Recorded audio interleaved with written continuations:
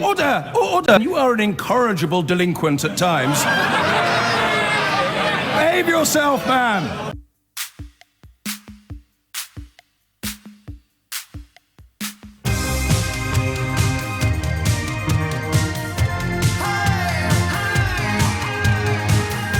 Our main news, cladding fitted to Grenfell Tower during its recent refurbishment was changed to a version which cost nearly £300,000 less than the original version that had been chosen for the refurbishment. That's according to a document seen by the BBC. At least 80 people were killed when the tower block in West London was destroyed by fire 2 weeks ago. A council meeting to discuss the tragedy was called off last night within minutes of starting after a row broke out over the attendance of members of the public and the press. Dan Johnson reports. We've got a government who wants answers like the rest of us. A meeting of councillors ending in chaos. Another sign of a council creaking under pressure. That's the reality. Having failed to properly respond to the disaster, last night Kensington and Chelsea failed in a bid to ban reporters from this meeting. Our reputation is absolutely gutter. A High Court judge had to remind senior councillors their discussions are supposed to be open. So the top team walked out. The leader of the council's Labour group is demanding changes, and not just at the top. I want the senior leadership of the council and the cabinet to resign. I want a new organisation in the council who can finally get to grips with the situation and make sure that my residents are properly housed and looked after. 10 days after this disaster, and I'll remind you, we're only 2 or 3 miles away from Parliament. We're not in the middle of a third world country. 10 days after the disaster, my people are still not being housed properly. They're not being listened to. They're still not getting the access to the money that they've been promised. How you do? Not too bad. All right. Not too bad. How are you? Before last night's meeting, the council leader accepted the criticism, but said he wasn't going. The scale of this was absolutely enormous, unprecedented. I think any council would have found it difficult to have everything in place at once. This was a very big challenge for a relatively small London borough, and I'm sure we could have done better, and we will look at what we could have done differently or quicker or better, and that will be one of the lessons that we learn from this tragedy. The panels stuck on the building are a key area for the investigation. The BBC's been told that during refurbishment, zinc cladding was rejected in favour of an aluminium alternative, not as fire retardant, although it has the same official rating. It was chosen because it was cheaper. The council saved more than £290,000. How costly that decision could have been is one of many questions for the inquiry. Dan Johnson, BBC News. Meanwhile, a man has been charged with fraud after allegedly claiming he lost family members in the Grenfell Tower fire. Anne Nunuan, who is 52 and of no fixed address, faces 5 charges. He will appear in court later today. And straight into the story that is, every time you think things can't get any more surreal or scandalous, they do. Last night, after 5 media organisations took legal action to ensure that the councillors in the Royal Borough of Kensington and Chelsea would not be able to conduct their first meaningful discussion since the Grenfell Tower fire in secret, those 5 media organisations take a tough time, don't they, the media, but on occasion we do something decent. They got that overturned. It was rendered compulsory for journalists to be allowed into the meeting, so what did the leader of the council do? He called the meeting off. I don't know at what point your alarm goes off in your mind, and given that we are now conducting this conversation in the shadow of criminal charges being brought in the Hillsborough case, you know that they will move heaven and earth sometimes to keep things secret. Who do you mean by they, James? I don't know, really. I hate the sort of, it's almost random use of the word they to describe people in control, but at the moment it's all we've got. I don't know quite what's going on at the moment in so many areas. As I've told you a few times, I think we've got a massive crisis in journalism, caused partly by the deliberate dissemination of untruths, but also caused by, or highlighted by issues like this one. Because when my dad was a lad, Well, I know I talk about my dad a lot, but I promise you, as a journalist, they don't make them like that anymore. Out of school at 15, working for a local weekly, council meetings in his blood, going to the real nitty-gritty of community relations, working your way up from a weekly newspaper to an evening newspaper, from the Shipley Times to the Sheffield Telegraph to the Hull Daily Mail, finally to the Daily Telegraph, but covering the Midlands, so right in with a serious crime squad when that was scandalised, the Birmingham pub bombings, and he just knew people. You know, I got to Fleet Street years later, and it was ridiculous in comparison. Never left the office. Never left the office. My dad would be out meeting people. My first illegal pint was bought for me in a pub in Birmingham at the age of 14 by the head of the West Midlands Serious Crime Squad, Piet Strongbow, since you ask. And he'd be meeting people in smoke-filled rooms. The phone would ring. It might be Arthur Scargill or it might be Robert McGregor, the head of the coal board. He'd be speaking to both of them. And then when he was a local newspaper journalist, he'd be right in like Flynn, you know, investigating, digging, sniffing around, annoying local councillors, looking for stories, looking for scandal, and there were plenty around. Newcastle City Council a few decades ago had a scandal on, unbelievable scale of bribery and corruption. Similar things have happened in other cities, in other towns, and the journalists aren't there anymore. This is what happened last night in a room containing councillors, one of whom was in tears, given the ongoing scenario, the ongoing situation at Grenfell Tower. The voice you can hear belongs to a Labour councillor who Nick spoke to earlier, but the man he's speaking to, the resignation he is calling for, is a gentleman called Feidling-Mellen, who I think is deputy leader of the council and also head of housing. This is the 21st century in the United Kingdom, okay? This is not Robert Mugabe or Vladimir Putin's nation. This is the country built upon the tenets of the Magna Carta, and it's a council charged with discussing the deaths of, at the very least, 80 of its residents in a fire apparently caused by cladding installed on the cheap and in direct contravention of the original approved specifications. And this is what happened when a couple of journalists tried to shine a light into that incredibly murky corner. You've got journalists in the room. I understand, but we can't have an open discussion. You can't even organise a cabinet meeting. We can't have an unprejudiced discussion in this room with the public inquiry that's about to take place if journalists are recording and writing our comments. Clearly they are. Who let them in? You've spent a day talking about the security of this meeting, and then 5 minutes before it starts, the press are here. Now you're telling us we can't have a proper meeting. I'm told the press are here because of the result of legal intervention, and that therefore means that we cannot have a discussion as we were intending to have, because that will prejudice the public inquiry. That is the legal advice I've received, and I therefore have to declare the meeting closed. So what you've done is you've actually used this as an opportunity for you to make a statement, and nobody else gets to say anything at all. You could have issued that statement. In fact, you should have issued that statement 8 days ago. That statement has been issued. That statement has just been issued. I would like to have had a conversation, but I'm advised that we can't do that because we would prejudice An absolute fiasco. This is why I am calling for your resignation. Not because of what happened with the fire, but the sheer and ongoing incompetence that this council has shown ever since it happened. Thank you. Thank you. I'm afraid my advice is that we can't continue. You keep telling you're taking advice, you're taking the wrong advice. You are not facing up to your own residents or even your own councillors. The reality is that if we continue the reality is you come and talk to people who are on the ground who experience this, like me and my family. Rather than having to go, Robert, who wants answers like the rest of us. The reality is that Nicholas talks about a political fallout. Why has Mr. Holgate gone and Nick hasn't and Rock hasn't? That's the reality. And if the Cabinet do not get rid of Rock and Nick, they are collectively responsible for it. I am looking to the Tory backbenchers to do something about this. Our reputation is absolutely in the gutter. They don't give a shit. That might be being kind.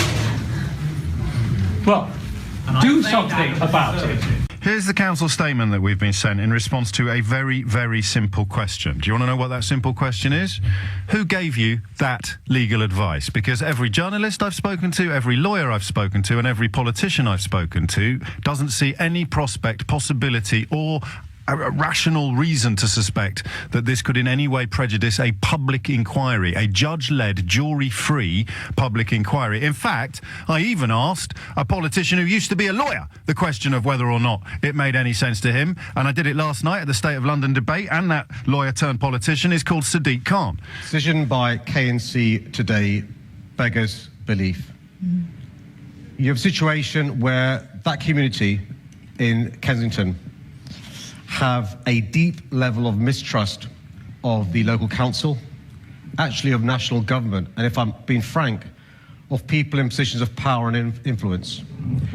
And at a time when that community, anger is one of the emotions. There's also sorrow, deep, deep sadness, a feeling of neglect for the council at the first opportunity they had to provide some answers and to be transparent, to ban local residents and to ban journalists beggars belief. And one of the great things about our country, and one of the hallmarks of us being one of the most civilized cities in the world, is we believe in open democracy. And one of the things that the leadership of that council needs to do is reflect on their conduct, not simply in the years before the fire, but their conduct in the days afterwards. Frankly speaking, James, it's madness. It's madness, says the Mayor of London. You might not like him, you might not like his politics, but you have to pay attention when a politician of that stature describes something as madness unfolding just a couple of miles down the road from where we were last night. So I want to know who gave them this legal advice, because I don't believe it, personally. I'm often wrong. It's very easy to prove me wrong on this one. You just show me the legal advice, show me the lawyer that gave it, let me ask them a couple of questions, or possibly let another lawyer ask a couple of questions, and then the whole problem goes away. So we phoned them up this morning and we asked them where they got that legal advice from, because from where I am sitting today, it looks bogus. From where Sadiq Khan was sitting last night, a former human rights lawyer, turned parliamentarian, turned Mayor of London, it was, to use his word, which I would have not had the confidence to use because I don't have the legal training, madness. This is the statement we've got. The Royal Borough's Cabinet met today. It started with a minute's silence in memory of the victims of the Grenfell Tower tragedy. The leader then read out a statement which has now been published. The Cabinet meeting was arranged as a private meeting because of the potential public disorder and the assaults on staff after the protests at the Town Hall in the previous weeks. However, members of the press sought and acquired an injunction which was served on the Council shortly before the Cabinet meeting started. Members of the press therefore joined the meeting after it had started. Remember, the question we asked was, where did the legal advice come from? The statement continues. The Cabinet received legal advice that in order not to prejudice the public inquiry, the meeting could not proceed as it would not be possible to restrict the discussions without straying into areas that would fall within the remit of the public inquiry. The Leader of the Council therefore closed the meeting. We will explore opportunities for open discussions that do not prejudice the public inquiry. Okay? A lot of lawyers listen to the programme. I can't afford to pay your fees, but if you want to give me a ring and calm the rest of us down, say, actually, it is a perfectly plausible account of advice they may have received, you know what to do. I'd be very grateful for your attention on 0345 6060 973. I've never heard the like of this before. It's absolutely astonishing that at the very first opportunity for the people who have lost family members or every worldly good they've ever possessed to hear from the council that was actually their landlord, just don't forget that, their landlord, they were told they weren't allowed in the room. So you turn to the Fourth Estate, you hope that there are still a few journalists around who can remember how to do their job. Turns out there are. They get an injunction which allows them into the meeting, and Nicholas Paget-Brown, the leader of the Royal Borough of Kensington and Chelsea, stands up and shuts the doors. Just shuts it down, straight away. Boom, gone, finished. I've never quite felt like this before about a story. Always persuaded that there are, you know, dark forces afoot sometimes in the corridors of power, that sometimes in a slightly paternalistic or patronising way, people in those corridors of power do things that we wouldn't approve of if we knew about them, but they honestly think they're doing them for our own good. Do you know what I mean? Oh no, we can't let the plebs know about that. There'll be uproar, there'll be anarchy on the streets. And you know, as a journalist, I've never done anything particularly grown up or important, but I've always had a nose for dishonesty. I've always had a nose for a lack of integrity. I've got an idealistic idea of public figures somehow living up to higher standards than the rest of us follow. You can pause and laugh for a moment now that I've said that out loud. The idea that I still, at the age of 45, cling to the notion that public figures, especially politicians, should actually abide by a higher code of living than the rest of us do. By dint of seeking to leaders, whether it's marital infidelity or whether it's dishonesty about past business dealings, I've always thought they should show greater moral strength than the rest of us can manage. That is an absolutely pathetic position. I'm going to hopefully spend the next 45 years of my life believing the polar opposite. People who pursue power seem to believe that they should be held to a lower moral standard than the rest of us. Wheel it in. Calm down. Maybe there's nothing to see here. Can you make sense of it in any way, shape or form? Seriously, can you actually make sense of a council that is the landlord of a building that has burned, taking with it at least 80 lives, refusing to conduct conversations about that catastrophe in public? You can just about get away with claiming public order fears if they'd let in some of those desperate, grieving, frightened, furious people, confused, confounded, condemned. Can just about understand how you could say we can't do it in front of them because it could all kick off. Just about, and I mean just about, get away with that. But to claim that you can't have journalists in the room because it could prejudice a public inquiry, that's absolute codswallop. I'm sorry, I don't know what question to ask you. I'm seeking... It's another one of those mornings where I need you to mop my fevered brow, to take me by the hand and lead me to a slightly calmer place. Because if the deaths of 80 people don't mobilise these politicians to actually start answering questions and looking these people in the eye and facing the questions that they ask, nothing will.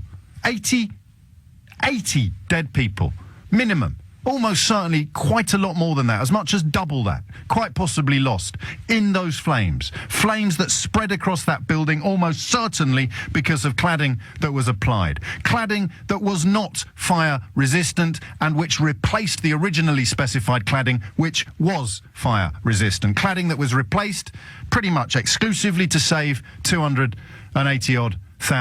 A saving that we know from the minutes of the council and the notes that have been submitted in the public eye, savings that the head of housing on the Royal Borough of Kensington and Chelsea Council was demanding. The same Royal Borough of Kensington and Chelsea that offered a £100 council tax rebate in 2014 to every single resident of the borough who'd paid their council tax in full. So the idea that they were skint or up against it or boracic is clearly as bogus as this legal advice. From where I'm sitting, just give me a ring. Keep me company. This is important because public trust is two words absolutely at the very heart now of the Grenfell aftermath, and there isn't any. I can tell you there is next to no public trust at all. There is the, in my view, unfortunate but completely understandably misguided view that there is somehow being a deliberate attempt to keep a lid on the real death toll. But then there's the public trust in the idea that the truth will out. You have to separate those two because one's justified and one's not. The truth will out. You have to believe that. But if the council, to whom all evidence trails lead when looking for explanations as to how this could have happened, last night shut up shop because journalists had won the legal right to be in attendance. Staying with that word legal, Nicholas Paget-Brown, the leader of the council, said that they'd received legal advice that having journalists in attendance could somehow prejudice a public inquiry. I've read you the response to our question. We've gone back to them and we've asked where that legal advice came from and whether we can see it, please, given that presumably any lawyer in receipt of money from Kensington and Chelsea Council is in receipt of money from Kensington and Chelsea Council taxpayers. They pay this lawyer's wages. They pay this lawyer's bill. So let's have a look at the legal advice. From where I'm sitting, you cannot prejudice a public inquiry if there's no jury, and you can't prejudice a public inquiry because a public inquiry is just, by definition, anybody at the back? Next word in this sentence, a public inquiry is public. Greg's in West Norwood. Greg, have you got a flannel for my forehead? Hi, good morning, James. Always a pleasure listening to you. Thank you. I had a strange one with this fire. From I woke up and saw that fire in the morning, I had 3 nights that I could not sleep. I woke up sweating, and I wasn't near the building or anything. To hear that the actual meeting was actually cancelled because it's a public meeting. It's everybody should be in this together working out. If they obviously they have got something wrong, they definitely have got something wrong. People have got to hold their hands up. Who's got it wrong? It's going to. We're not going to get those pat answers in one meeting 2 weeks after the event. But is there any?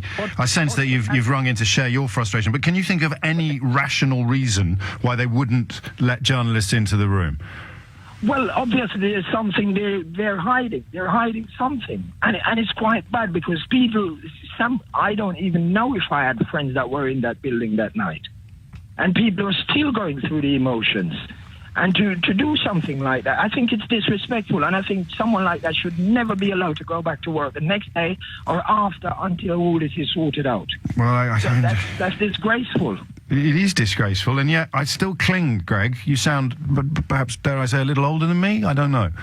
No, I'm the same age as you, 45 actually. Oh, you've led a more full and varied existence than I have then. So at the age of 45, both of us, we've got 90 years between us. I still cling naively to the notion that there might be a perfectly reasonable explanation for all this.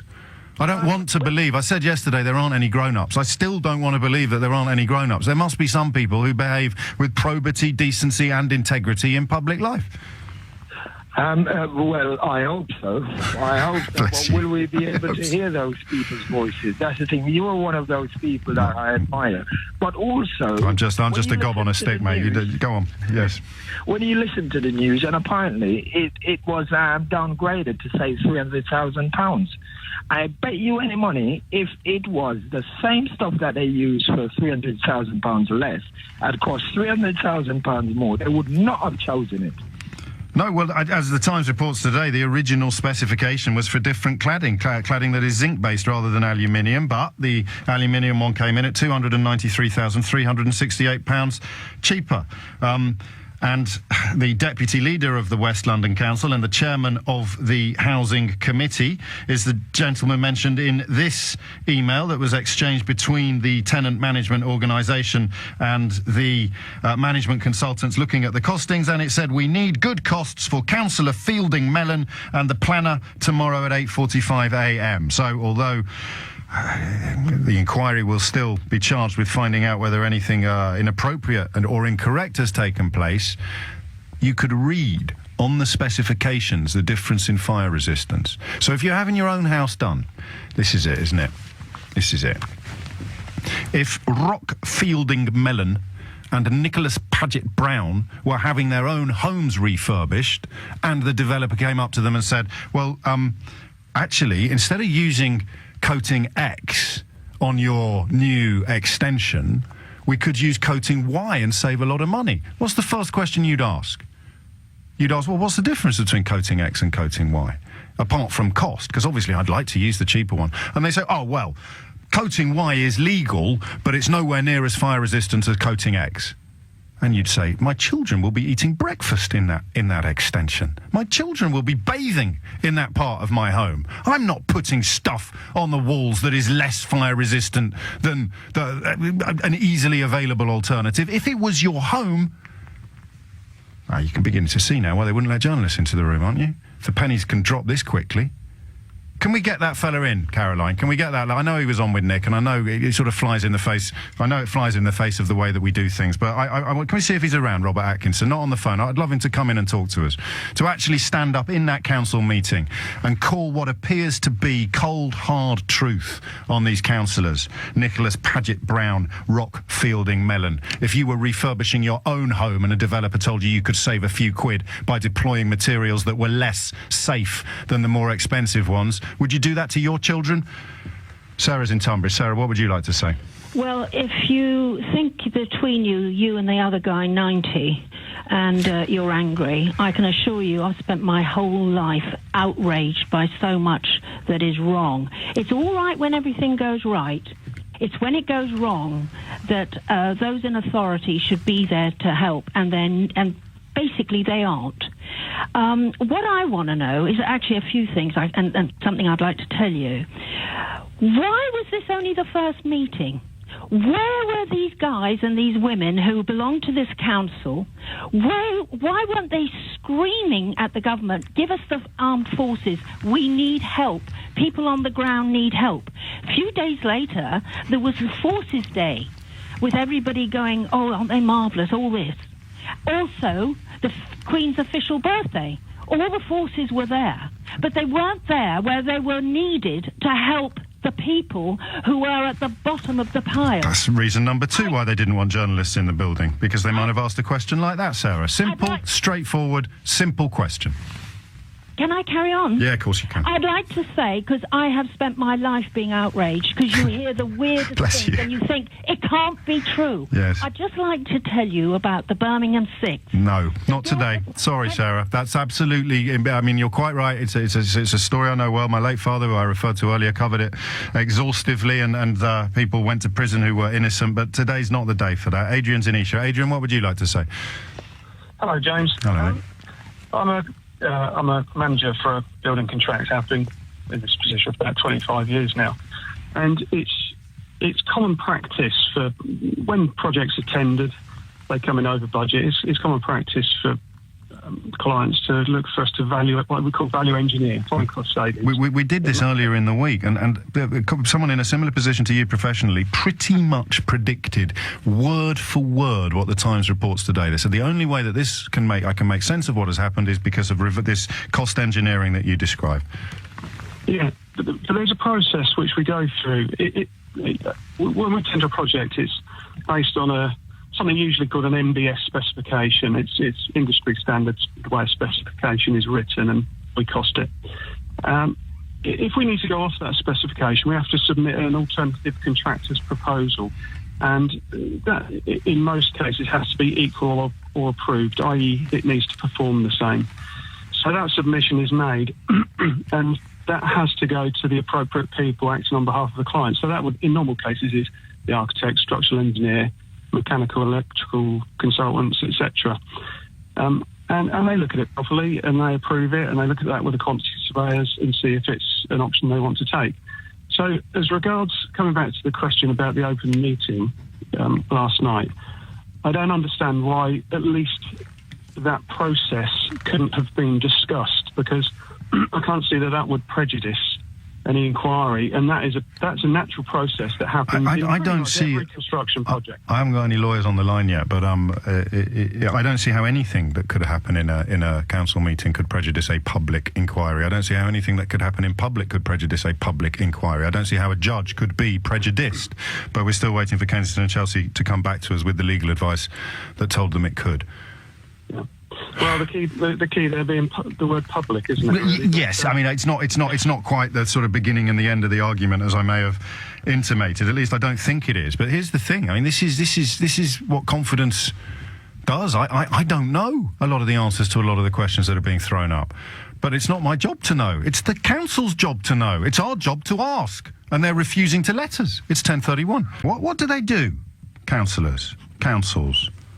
What do they do? Do you know? Can you help me? I've always wondered what it is they actually do. They don't get fat salaries, attendance allowances, but they do an awful lot of ribbon cutting and backslapping and glad handing. They're always off on jollies to foreign countries or being taken out for lavish lunches by property PR firms and the like. What do they actually do?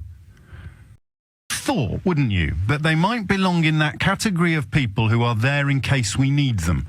A category into which I very naively like to put public sector workers and emergency services. Just because they didn't have to go out to put a fire out today doesn't mean you should close the fire station and flog the fire appliance to the highest bidder. They are there, like all public servants, in case we need them. We do not need them every day. On a day like the day Grenfell Tower went up in flames, they were needed, they were absent. The Prime Minister of this country had to apologise in Parliament for the inadequacy of the response to that tragedy of both local and national government. It was, she said, a failure of the state. I don't know that I've ever heard that phrase before in the House of Commons. A failure of the state. Except it wasn't just a failure of the state. It was a failure of individuals. It was a failure of public servants. It was a failure of leadership. And the leader of Kensington and Chelsea Council is called Nicholas Paget-Brown. And last night, moments after opening a council meeting, the first council meeting since the atrocity occurred, he closed it down again. They observed a minute's silence for the victims and then, in many senses, danced on those victims' graves by refusing to allow any proper scrutiny or transparency of their discussion process. And if you doubt on any level that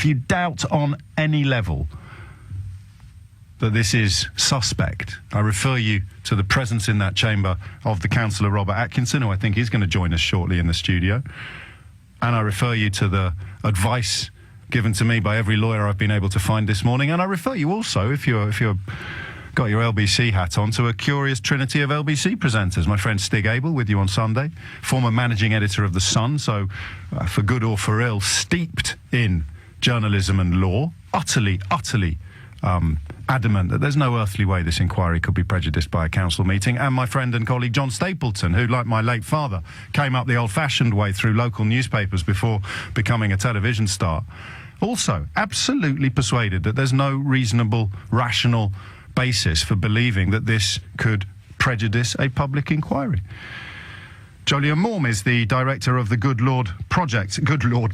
Law Project, and also a Queen's Counsel. He joins me on the line now. Can you help us at all, Jolyon? I hope so. I don't much buy this idea that to hold that meeting in public prejudices anything. It might cause political embarrassment to the Royal Borough of Kensington-Chelsea, but that's not what the leader of the council was saying. I mean, the purpose of an inquiry is to uncover all of the facts in the public interest. And if facts were going to be discussed at that meeting last night, then the public having access to those facts would help, not hinder the public inquiry. So I have a sense of him dazzling us with legalese when he says that the meeting can't be held because it would prejudice the inquiry. That's just not what I understand the law to be. It feels a little like a sort of an attempt at a slam dunk. If you use a phrase like prejudice the public inquiry, it's such a bold and profound warning that everybody will just quietly go away and stop asking questions. It lends the veneer of science to what is fundamentally a desire to avoid political embarrassment. What legal redress is there for councillors who are as disgusted as many observers by this behaviour, or indeed for people in the media who are keen, as I am, to get their hands on the actual legal advice given to Kensington and Chelsea Council? Well, you'll be pushing water uphill to get access to the legal advice given to the council. It's a sort of fairly fundamental tenet of justice that legal advice that you receive remain confidential. The reason that it exists is that very often, if we did not know that legal advice would be protected against disclosure, we wouldn't seek legal advice. Even in public service issues, even in the public sector, even with council, I mean, essentially, to be a little bit glib, council taxpayers' money would have been used to pay that lawyer for that legal advice, but council taxpayers aren't allowed to see it. Well, I'm aware of instances where councils have fought very, very hard to protect legal advice that they have received from disclosure, even to councillors. Okay. So it will be very, very closely held. I mean, there are circumstances where you would expect that legal advice to be disclosed if the nature of the legal advice was relevant to the question whether someone knew what they were doing was wrong. In those circumstances, it might be possible for that legal advice to be disclosed. But aside from that, the law establishes as a very clear principle that council business has to be held in public. That was the basis upon which the judge gave his or her ruling yesterday afternoon. And so it is not really sustainable for the Royal Borough to continue to hide from public scrutiny. I don't much fancy their chances of being able to sustain that position in the long run. What happens next then? Who brings... I mean, I'm completely ignorant of this. Does someone have to bring an injunction against them? Does somebody... presumably you need a legal basis to challenge their claim that they have a legal basis for keeping the doors locked. Well, this is a point I looked at relatively briefly yesterday. Okay. But my understanding of the law is that there is a presumption that council business, including cabinet meetings, be held in public. There is a right to exclude the public from those meetings where allowing them in would result in public disorder. Yes, you can see the plausibility of that defence, can't you? And you can absolutely see that people are very, very angry, rightly angry, I would say. Yes. And the council may have wanted, therefore, to exclude members of the public from that meeting, but that's an awfully long way from being able to exclude the attention of members of the Fourth Estate, who perform a very valuable role in keeping people honest, keeping councillors honest. And so, there will be classes of business that will be accepted from that general entitlement to the transparency of the conduct of local authority meetings, but they'll be relatively few and far between. And so, fundamentally, the Royal Borough is going to have to continue to have cabinet meetings, council meetings. Those meetings will continue to need to be in public, and they are going to have to confront the fact that they, like every other council in the country, is subject to public scrutiny, and rightly so.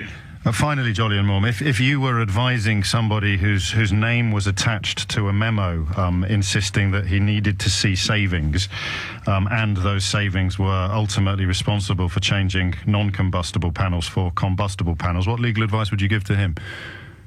I presume you tell him to stay silent at all costs. Well, I hope my advice would be more nuanced than that. That's why they pay you the big bucks. If you're that councillor, what you're thinking about is a number of things. You're thinking about legal liability, but in all likelihood you will have the benefit of an insurance policy that the council will have taken out that protects you from financial liability. You should also be thinking about your duty to council taxpayers across the borough, your duty to... and you should also be thinking about what basic morality requires of you, whether the right thing for you to do is to remain in post, or whether the right thing for you to do is say that you accept a degree of culpability in relation to the events at Grenfell Tower a couple of weeks ago and to resign. And certainly, if I was a friend of that councillor, or indeed if I was a legal advisor to that councillor, I would be encouraging him to contemplate all of those factors in order to make the right decision. Obviously, you do it gently if you want to continue to remain engaged as a lawyer. But all of those are relevant factors. Nuanced indeed. Jolly and Moore, many thanks indeed for your counsel. The time is 10:45. You're listening to a slightly sort of befuddled James O'Brien on LBC. Befuddled in that your anger's not going to fix anything, is it? Sometimes it's good to get it out. But the question remains on what you do once you've vented your spleen. Where do you turn next? Legal endorsement there, or at least a legal suggestion that the deputy leader of the West London Council, who'd been in charge of overseeing the refurbishment of the 1970s 24-storey block, was probably more relieved than anybody when his boss, the leader of the council, Nicholas Paget-Brown, decided to lock the doors and go home last night because some pesky journalists were in the room. Two things occurred to me, having spoken to Jolly and Moore QC, about the claim by Kensington and Chelsea Council last night that they received legal advice saying they shouldn't have any conversations in front of journalists. How lucky they are to have resort to counsel so easily, presumably extremely expensive legal advice. Not quite sure that the victims, or at least the survivors of the tragedy and the families of the victims, will be able to avail themselves of similar treatment. There's some question marks remaining over how. I think the government has confirmed that they're going to fund it, but if you follow David Lammy at all, who's been absolutely terrier-like in his pursuit of truth with regard to this ongoing scandal, many of the people who've been put in hotels have told him they haven't received any legal advice at all, any contact with lawyers at all. I have this, a really weird situation, okay? Just bear with me a moment, because normally, when we move into technical and difficult areas of politics, or particularly legislation, detail, where it's important, I am slightly wary of backseat drivers, people like me, amateurs, trying to sort of work stuff out. You know that I generally lean more towards callers on this programme than I do to booked guests, with some obvious and necessary exceptions. But it feels to me that we're so in the dark on this, and the so-called grown-ups, or the officials, or the not the experts, but the people actually involved in this story, are behaving in a way that is so impenetrable, so incomprehensible, so impossible to fully understand, that almost any theory going on what could be happening here is worth looking at. I mention that because I just read a text from Paul, who's in Oxford, and it seems to me to be one of the most perspicacious contributions to this entire debate that I've heard anywhere. He says, your lawyer, Jolyon, raised an important point about insurance. Maybe it was legal advice from the insurance company that resulted in the meeting being cancelled. In the same way that you are not allowed to admit responsibility in a car crash, as it would invalidate your policy because it prevents the insurer from arguing against liability. The situation might be the same here. Maybe LBC should try to get a comment from the insurer. I've said it before, I'll say it again. I have the cleverest contributors in the country. That seems to me to be feasible, because you're looking for an answer that makes sense of a situation that at first glance makes no sense at all. It can't possibly prejudice a public inquiry to have this conversation in public, but it could perhaps prejudice a future insurance claim. I don't know. I'm no expert. Nishat is in Newport. Nishat, what would you like to say? Hello, James. Hi. This is the first time I've called into a radio talk show, because I'm normally working as an NHS doctor, but I've, taken a few months off to look after my son. But the reason why I called is because, I'm not a lawyer, but as a medical student and as a doctor, we have to abide by certain moral principles. We have the GMC, the General Medical Council, which in a way is like the policing authority over doctors, has published a document called Good Medical Practice, and doctors are expected to abide by 4 principles of ethics. Now, I think these principles should be applied to anyone in public service. Any public official should be held accountable to these, or held to these standards of, number 1, autonomy, number 2, justice, number 3, beneficence, and number 4, non-maleficence. Basically, do no harm. Easy for you to say. Yeah, I know. Hard to actually put in practice sometimes. Sure. So you're under pressure, or, you've got budget cuts, etc., etc. But what I'm seeing here, time and time again, is that the public are saying of their politicians is that, number 1, we don't understand your methods. We don't understand what you're saying. Please relate to us in an understandable way. Please be, God, you're so right. So actually... Wind your neck in, O'Brien, and just ask them to explain the lead. Well, we have kind of, but don't just say, tell us who gave it to you. Just ask for a little bit more explanation.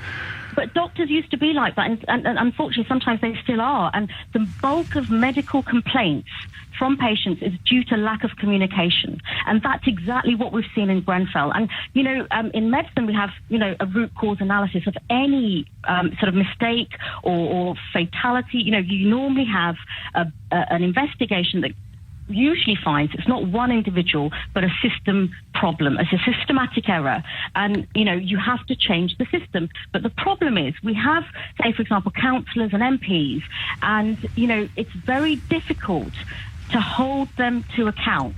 Doctors are beginning to sort of become more accountable, and I think that's a good thing, and that increases trust between doctors and patients, actually, for doctors to be more relatable and more accountable.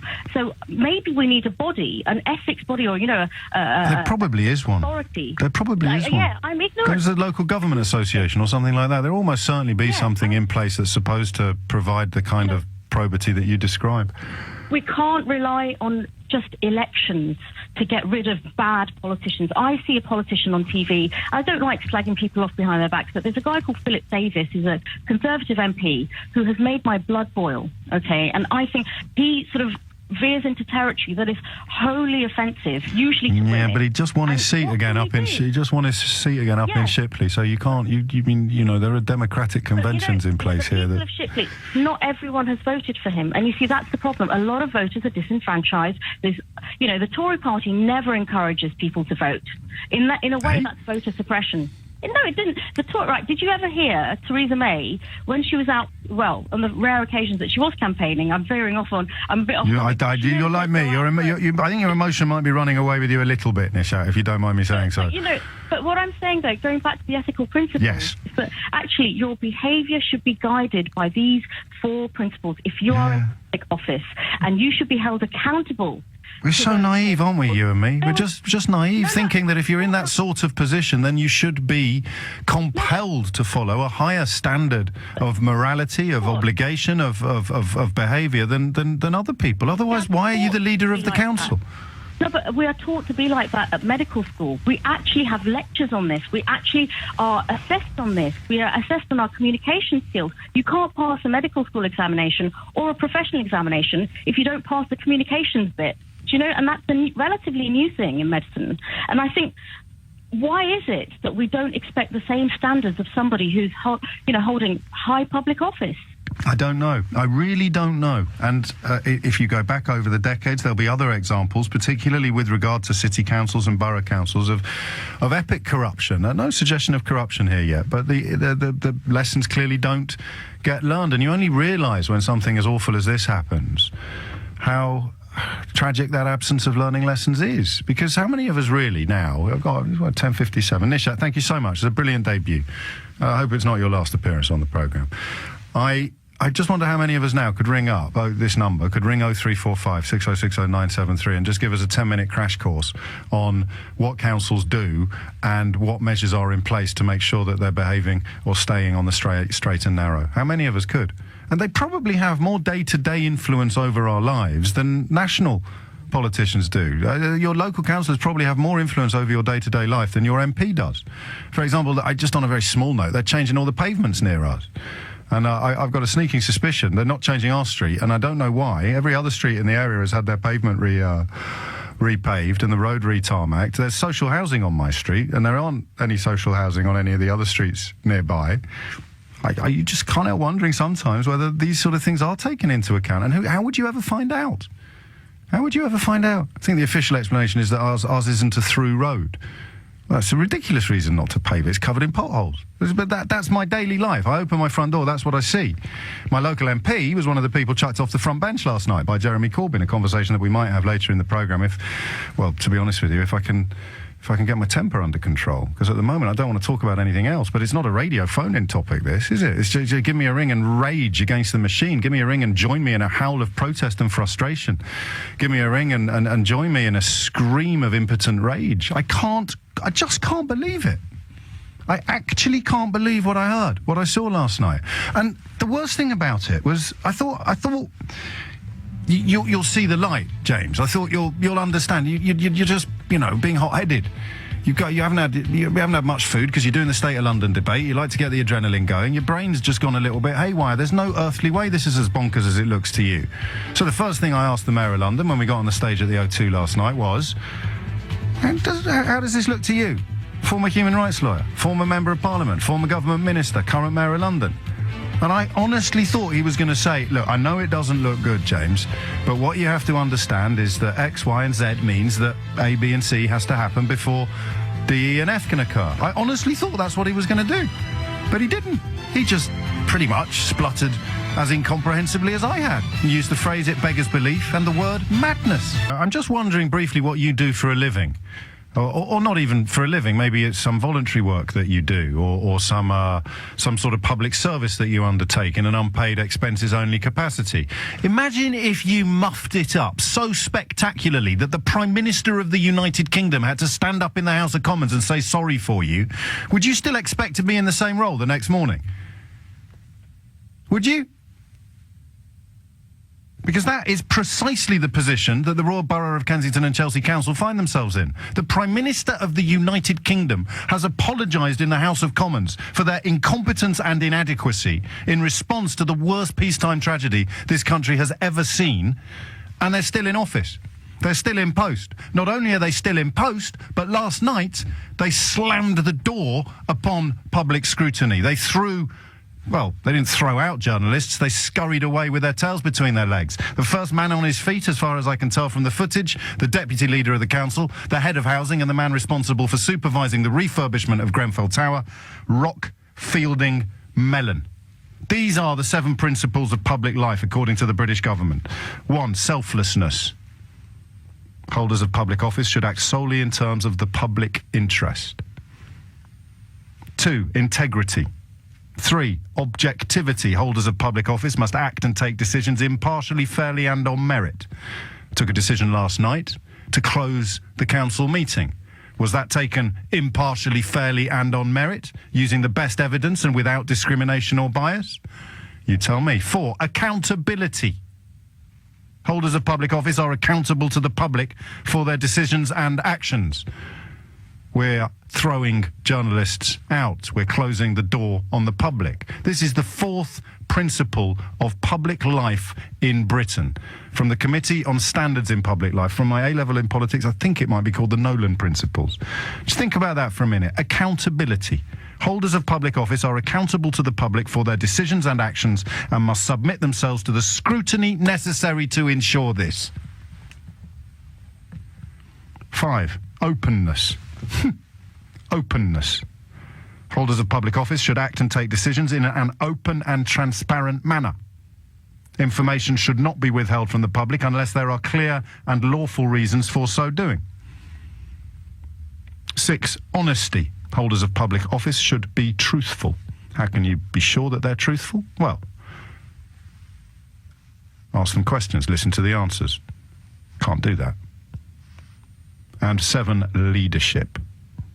Can you imagine a more obvious and blatant disregard of at least 4 of those 7 principles of public life than the conduct of the leader of Kensington and Chelsea Council last night? Holders of public office should act solely in terms of the public interest. That's your selflessness. Objectivity. Take decisions impartially, fairly and on merit. Accountability. Holders of public office are accountable to the public for their decisions and actions and must submit themselves to the scrutiny necessary to ensure this. That is the nearest thing you'll find to a rule book for councillors. And if the decision to exclude, on legal advice, we have to keep saying that, we've asked to see it, we're still waiting. Holders of public office are accountable to the public for their decisions and actions and must submit themselves to the scrutiny necessary to ensure this. It's always a tiny little bit of you that thinks it can't be as bad as it looks. This is Great Britain. This is the 21st century. It can't be as bad as it looks. But it's pretty hard to square the scenes in Kensington and Chelsea Council last night with the 4th principle of public service in this country. Holders of public office are accountable to the public for their decisions and actions and must submit themselves to the scrutiny necessary to ensure this. Andrew's in Glasgow. Andrew, what would you like to say? Hi, James. Hello, mate. I have to say that I completely share your feelings here and the anger that you're expressing on behalf of all of us, really. I'm a lawyer, and I wanted to phone up just to maybe try and add a little bit more in terms of what the QC was saying earlier on.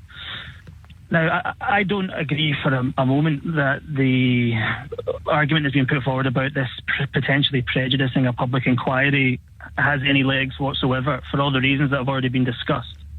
And I'm just as confused as you are about that. I heard somebody suggest that there may be insurance reasons behind not wanting to convene this meeting in public. And I should stress that I have absolutely no idea what legal advice is being given. Of course. And I can't say anything about the individuals involved, of course. But one thing that I am thinking about this morning is the right against self-incrimination. Now, there is potentially going to be a criminal investigation at some stage. We don't know. That's still up in the air. I've had to advise individuals in similar positions in the past as to the position that some of these councillors may be in. And, for example, the cladding, if there's anybody at the council who's still at the council and was part of the decision-making that led to this cladding being used, perhaps contrary to advice or contrary to specification, if I was advising them directly as an individual, leaving aside the council for a moment, yes. If I was advising them as an individual, I would be saying to them, you have a right to silence, essentially. You have a right to self-incrimination. And I'm not suggesting for a moment that that's the real motive here, but it's just something that's in the back of my mind, because the public inquiry point, that being prejudiced, that doesn't make any sense to me for the reasons that have already been discussed. Well, it doesn't make sense to any lawyer I've been able to find today, so you're in good company. Yeah, I see that, yes. What about minutes, though? Because, I mean, we're forgetting, actually, that they wanted to conduct a meeting behind closed doors, and that would involve minuting, and that would involve notes being taken, which could leave the door open to self-incrimination just as much as a public meeting, no? Or could they be redacted? I don't know. I honestly don't know. Well, I don't know the answer to that question, but all I would say is I've been at plenty of meetings where the discussions have gone into all sorts of details that haven't been adequately captured in minutes. That's the only thing I'll say about that. Very nice. Spot the lawyer. Very nicely put. and of course, also, if there's nobody there, if it's happening behind closed doors and there is, in a theoretical universe, something to be camouflaged or covered up, that's the place where the discussions could be taking place about how to do it. Yes, if it's behind closed doors. But obviously what happened last night was that they tried to have it behind closed doors. They weren't able to have it behind closed doors, and they shut it down. They called the whole thing off.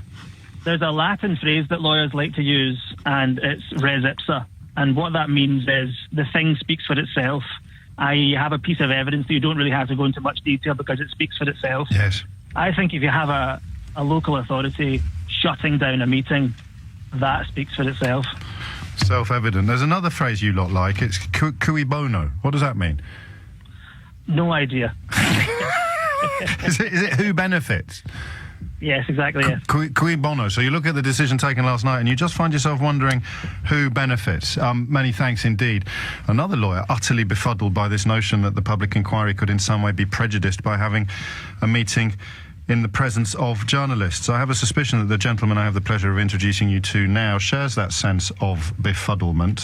Councillor Robert Atkinson, who you may have heard earlier on the programme with Nick. You may have seen him on television expressing righteous fury at his council colleagues in Kensington and Chelsea. He is the councillor for the Nottingdale ward, in which the carcass of Grenfell Tower still sits.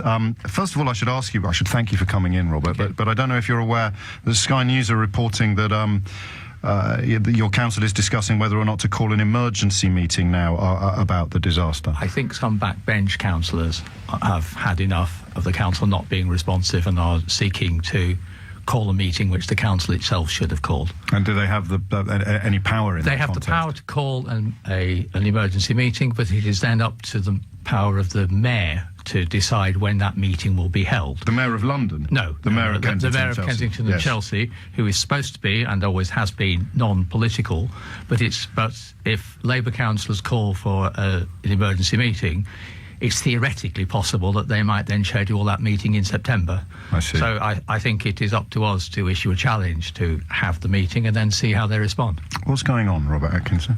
Complete chaos. They are failing utterly to rise to the occasion, and their attempt last night to stage manage some pretense that they were controlling matters fell apart spectacularly when they can't even sort out their own legal arguments. What were they, do you think they were hoping would happen? Because you would have been in that chamber under any circumstances. Yes, well, we went genuinely with the intention of trying to help to sort out matters, and they managed to get as far as making their statement, a statement that they should have made 8 days ago, and then refused to allow anyone else to participate and hold a meeting on the purely specious argument that there were journalists present and that would prejudice the inquiry, which is nonsense. Well, I'm keeping one phone line open for anybody who can provide an analysis of that explanation that doesn't deserve the description specious, although it's stayed silent since 10 o'clock this morning. The lines also remain open for Kensington and Chelsea Council to offer their version of events, or indeed to share with us the legal advice they claim that they had received. I don't know quite how to phrase my next question. It goes something like this. I thought that you would have more than a sense of furious bafflement, but you don't either. I mean, you're in the game, as it were, and yet you seem to be as baffled and as dismayed by what's going on as people watching from the outside. I'm not treating this as a game because I have 100 of my residents who are dead. You know what I mean, a figure of speech. Indeed. I have, for 2 weeks, been trying to help my residents, and I've been trying to help the council. I see my role as asking questions and being helpful wherever I can. And I have seen some absolutely magnificent work done by junior officers of the council, and some departments, for example, children and schools, is functioning very well in very difficult circumstances. Adult social services is doing very well, but what's not happening is the housing element of it, and housing is at the centre of this crisis. The council just has not got a grip of the situation.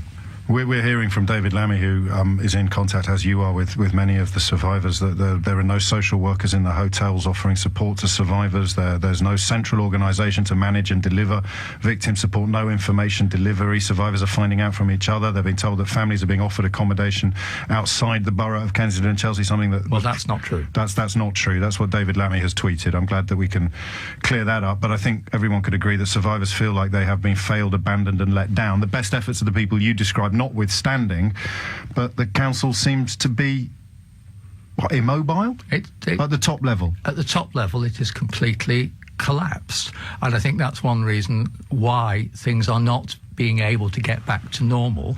They do not know how to handle this crisis. They do not know what to do about the housing element, which is why I've still got grieving residents sharing hotels with Wimbledon spectators, and it's not good enough. We have a few more questions to ask you. I'm very grateful for you coming in today. The time is 16 minutes after 11. We continue to discuss... words aren't adequate, actually, because you reach for phrases like adding insult to injury, but 80 dead, definitely more, in circumstances that remain deeply murky and mysterious. That's not just an injury. And then closing down the council meeting last night because they didn't want to answer difficult questions, or at least be even heard attempting to discuss the issues. That's much worse than insult. Here's the line, anyway. The Cabinet received legal advice that in order not to prejudice the public inquiry, the meeting could not proceed as it would not be possible to restrict the discussions, now pay attention, without straying into areas that would fall within the remit of the public inquiry. Now, the remit of the public inquiry will be pretty much everything evidential and process-based that led to the building being covered in that cladding and, ultimately, burning. So it appears to me that the Cabinet is claiming to have received legal advice that they can't talk in public about anything to do with the Grenfell Tower crisis, tragedy, inferno, until the public inquiry is over, something that we've been told by the judge leading it isn't going to happen for at least a year. It's no surprise, is it, that Councillor Robert Atkinson responded like this last night? You've got journalists in the room. I understand, but we can't have an open discussion. You can't even organise a cabinet meeting. We can't have an unprejudiced discussion in this room with the public inquiry that's about to take place if journalists are recording and writing our comments. Clearly they are. Who let them in? You've spent a day talking about the security of this meeting, and then 5 minutes before it starts, the press are here. Now you're telling us we can't have a proper meeting. I'm told the press are here because of the result of legal intervention, and that therefore means that we cannot have a discussion as we were intending to have, because that will prejudice the public inquiry. That is the legal advice I've received, and I therefore have to declare the meeting closed. So what you've done is you've actually used this as an opportunity for you to make a statement, and nobody else gets to say anything at all. You could have issued that statement. In fact, you should have issued that statement 8 days ago. That statement has been issued.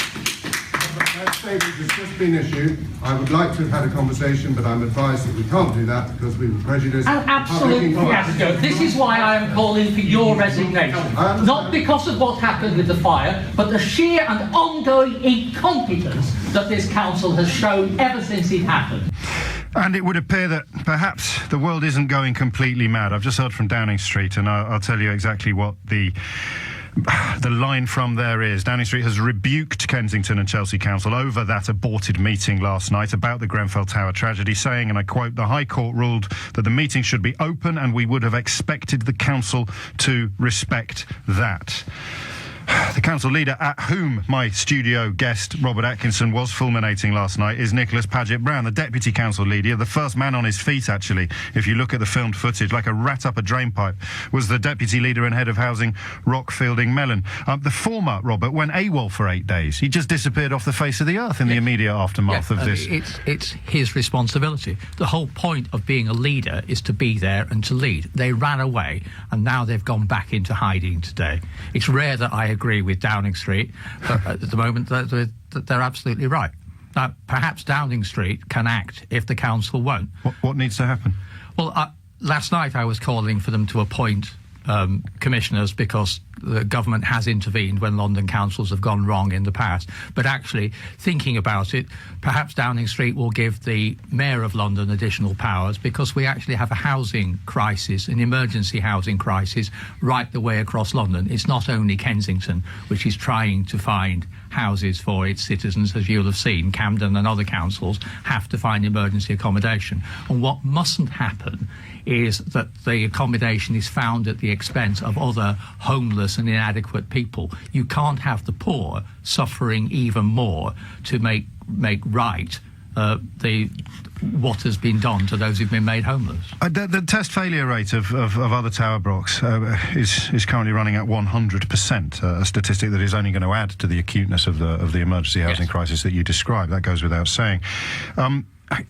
You've been a councillor for the best part of 2 decades, I think. Far too long. Far too long, as Mrs. Atkinson, no doubt, opines.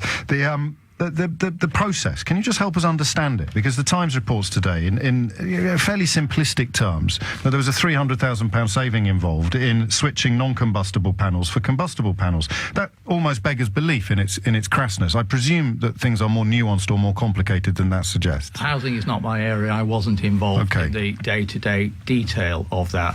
But what does appear to be emerging is that people were taking decisions, and the board were taking decisions, that's the tenant management board, which I don't think they understood the implications of what they were doing, which again I go back to saying that the Conservative Council has tried to get out of its responsibilities for housing by appointing a so-called independent tenant management organisation who are not up to the job. And at the end of the day, now that it's gone wrong, I am calling upon the council to take back responsibility for housing, and if they can't, then let's give it to Mayor Sadiq Khan.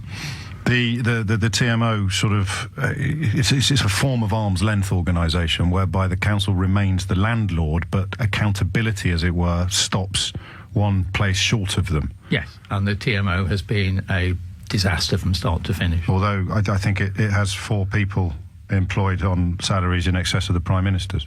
That doesn't surprise me. The fact that they are in office and get paid high salaries doesn't mean that they have produced a decent service, because that's not what the tenants think. You're not a cabinet member of Kensington and Chelsea? No, I'm an opposition member. No, I understand. For the benefit of people listening, do you have any recourse to this legal advice? Do you have any access to it? I will be seeking to get legal advice, and what I challenge now, if the council claims it's got legal advice last night, yes, I would like to see that legal advice, because actually, even as a layman, I can tell that advice is wrong, and as you've just pointed out, Downing Street agrees with me. If you're just tuning in, I shall confirm Councillor Atkinson's bold statement. Downing Street does indeed agree with him. The High Court ruled that the meeting should be open, and we would have expected the council to respect that. So you, as an opposition councillor, can't get close to Nicholas Paget-Brown. Journalists, both local and national, who received a High Court injunction insisting that they could attend the meeting, can't get close to Nicholas Paget-Brown. After 8 days AWOL, he recorded a pre-recorded piece for the BBC, and you only pre-record things in the hope of being exercising some sort of control over what occurs in that interview. And then last night, as I think you suggested during your impassioned tirade in the council meeting, it was an attempt to sort of stage manage secrecy. Yes. They were trying to get out the illusion that they have been in control of events, and that they would take credit for some of the things that have gone right. And they can't take credit for any of that. What has gone right is that other councils have stepped into the void, and they have put some things right. And some junior officers in very difficult circumstances have carried on working. But there is no leadership. You know Nicholas Paget-Brown, presumably. You know Feidling-Mellen. Are they decent men? I know Nick Paget-Brown. He's a decent man, completely out of his depth, as was very obvious last night. And why would he not go?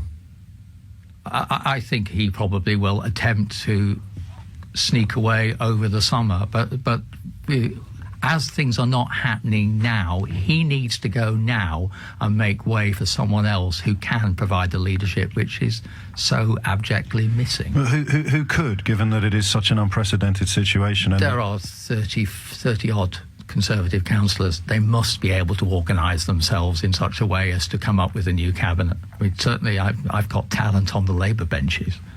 If only they would involve us, but they haven't done. They've systematically excluded us right from the very beginning. Have they told you why? No. I think, as I say, they are trying to pretend that they are in control of events, and they're not. And, I mean, all of the evidence is to the contrary. I can't think of a scintilla of support for the idea that they're in control of events. It's I mean, forgive me for sounding glib, but this is Kafkaesque now. It's impossible to believe what's unfolding in the 21st century in one of the wealthiest boroughs in the world, let alone the land.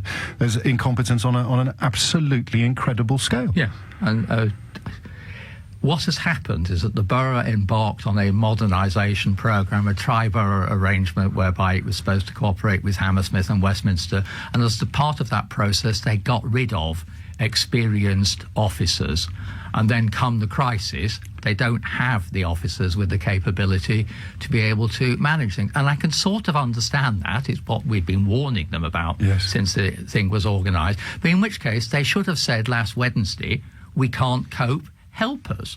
Now, but that would involve an admission of error retrospectively by getting rid of council staff, council bodies, because we didn't need them yesterday, instead of asking whether we might need them tomorrow as the rationale for retaining them. Yes, and as I've pointed out, Kensington has faced tragedies before. Yes. The Paddington rail crash, which, when we had decent officers and we had decent political control, the council handled that lesser disaster very well. This time they're just like rabbits in the headlines of a car. That's very much how the council leader appears when he deigns to pop his head up into the public sphere. Final question, and I hope it's not inappropriate. Is it right, do you think, to cite that £100 council tax rebate that was offered to every resident of the borough back in 2014 when discussing issues such as cuts to the council regulatory bodies that would be overseeing these sort of issues, and indeed apparent cost cutting on the refurbishment of Grenfell Tower? The problem is not money. As you yourself have pointed out, we are the wealthiest local authority £300 million in reserve? Europe. Yes. They are happy. They have in the past been the wealthiest in Europe? Yes, they're happy to boast of that themselves. So unlike virtually any other council, other councils can plead poverty, and the fact that central government has taken away money from councils without taking away responsibility. Kensington and Chelsea is unique. We have the money, we just don't have the capacity to spend it usefully. Councillor Robert Atkinson, many thanks indeed for your time and, well, I suppose good luck with the continuing task that you face. You're listening to James O'Brien on LBC. And I'm very grateful for your company. I kind of need it at the moment when you find yourself contemplating such epic, I don't know quite what word to use.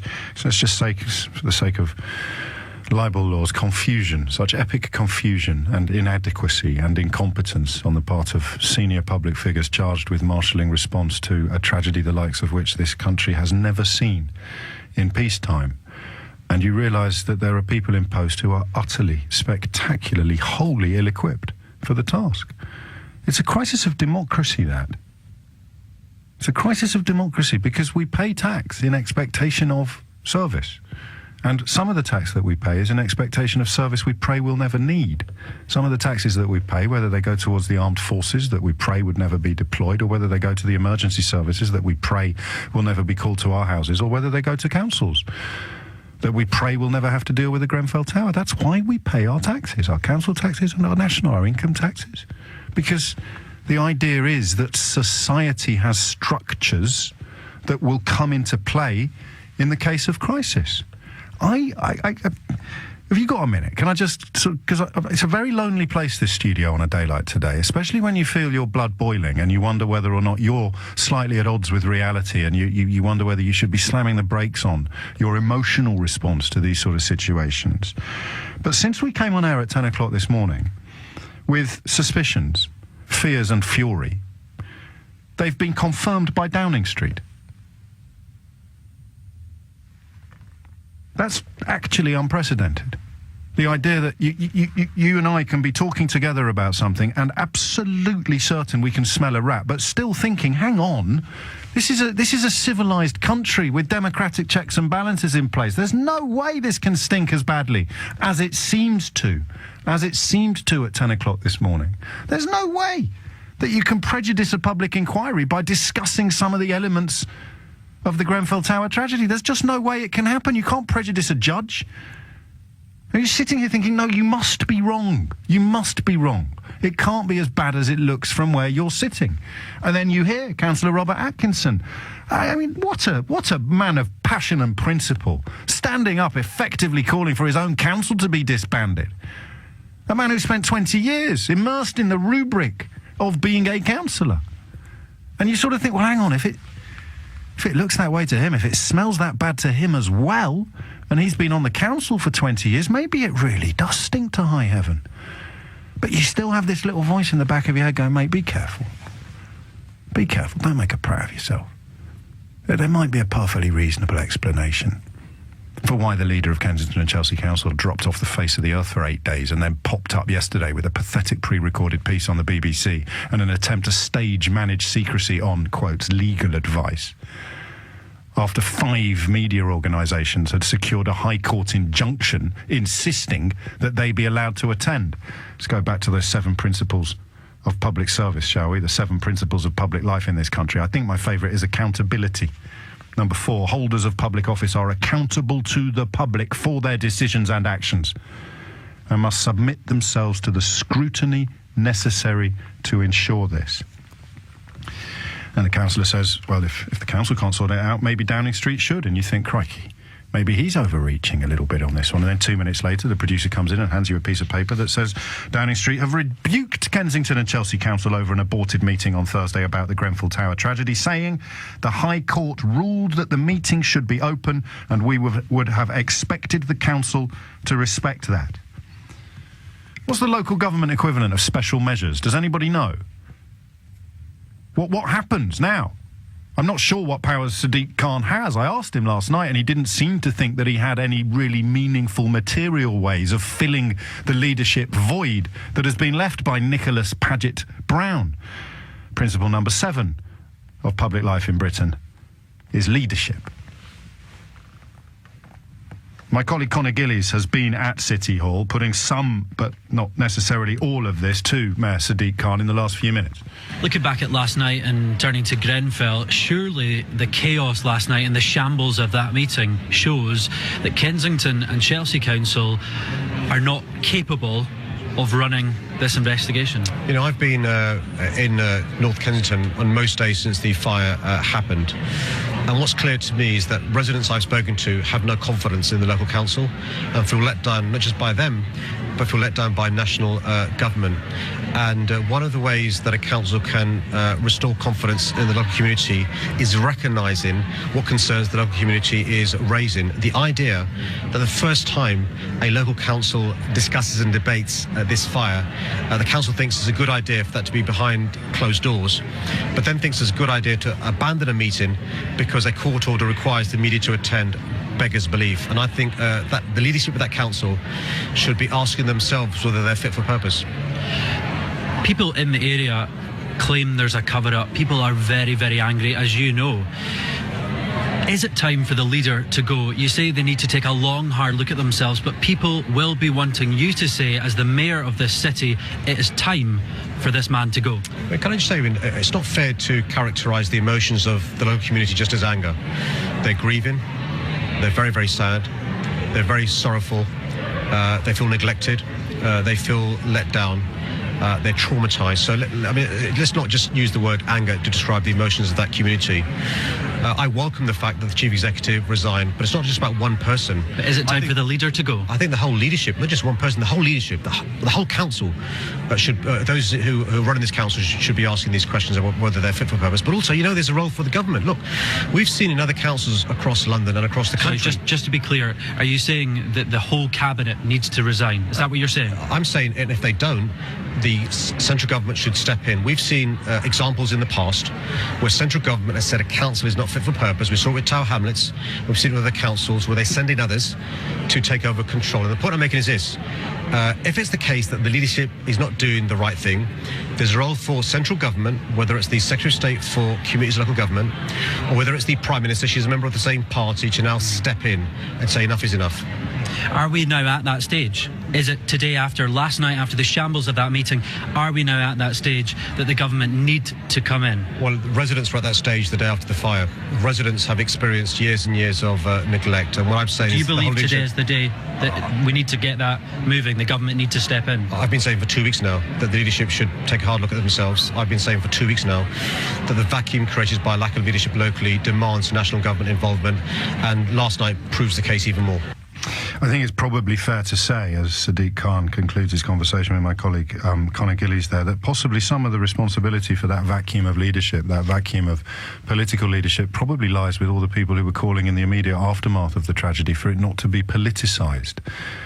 It is impossible to discuss poverty, social housing, emergency services, council response, council leadership without politicising things. I mean, it is almost the very essence of politics, this tragedy, this horror. And maybe that's why the responsibility hasn't been passed upstairs from local to national, because it's all, I mean, well, let's crack on with the course. 11:44 is the time. Emma, you'll be up first after the travel news. It's like a rolling news show this morning. It really wasn't supposed to be. It was supposed to be an hour just discussing our scepticism about that claim that legal advice was behind Nicholas Paget-Brown's decision to close the council meeting in direct contravention of what a High Court judge had ruled just 2 hours previously. Put it like that. Begin to wonder whether we ever doubted the certainty of our scepticism at all. I wonder whether we can do this now. Now that we know that we're not all going collectively bonkers, it really is as bad as it looks, all the way up to Downing Street now. The condemnation of Kensington and Chelsea Council's conduct last night has come. The High Court ruled that the meeting should be open, and we would have expected the council to respect that. So, although they're not prepared to share the legal advice they supposedly received with the likes of you and me, maybe they'll share it with the Prime Minister, and she will then subsequently issue another statement saying, oh, I've just seen the legal advice that Nicholas Paget-Brown referred to last night as he closed that meeting of Kensington and Chelsea Council, and it turns out that we were wrong to rebuke them, and he's absolutely within his rights and was perfectly correct in closing down the meeting. I wouldn't hold your breath on that one. 11:49 is the time. Emma is in Wincanton in Somerset. Emma, what made you pick up the phone? What would you like to say? I think, personally, the leader of the council is completely out of his depth, and he's got no support from government. Oh, that's interesting. It's monumental, And it's come at a very bad time for the government with, general election and leaving the EU. So there's obviously more important things for the government to be focusing their attention on. But shouldn't someone be supporting this and overseeing? Well, I mean, actually, oddly, you've preempted the question that I was going to ask after speaking to you, which is whether or not people with understanding and knowledge of council power structures can make sense of what's gone on, either in a way that leaves the council open to massive criticism or in a way that perhaps mitigates some of that criticism, as you're trying to do. I don't know is the answer, Emma. I don't know whether there's a process by which the leader of a council could or should phone upstairs for help, which is kind of what you're saying, isn't it? I think it should have been done the moment the fire happened. They should have had the army in. They should have had the military in, supporting, distributing the donations.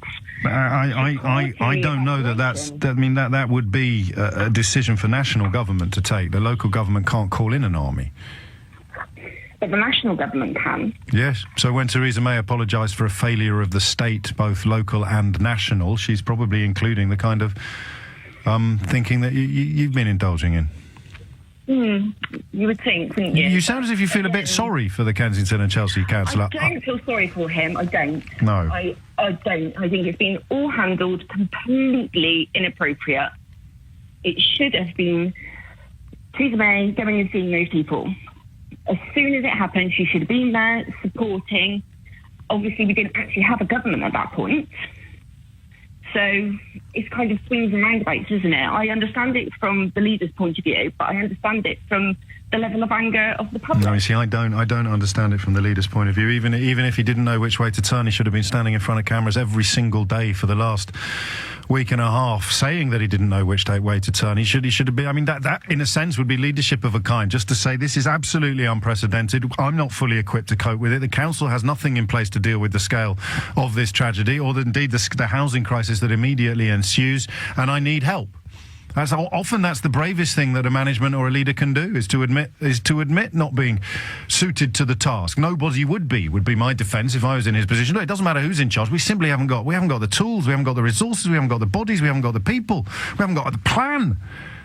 Send in, whether it be troops to help or Sajid Javid hasn't exactly been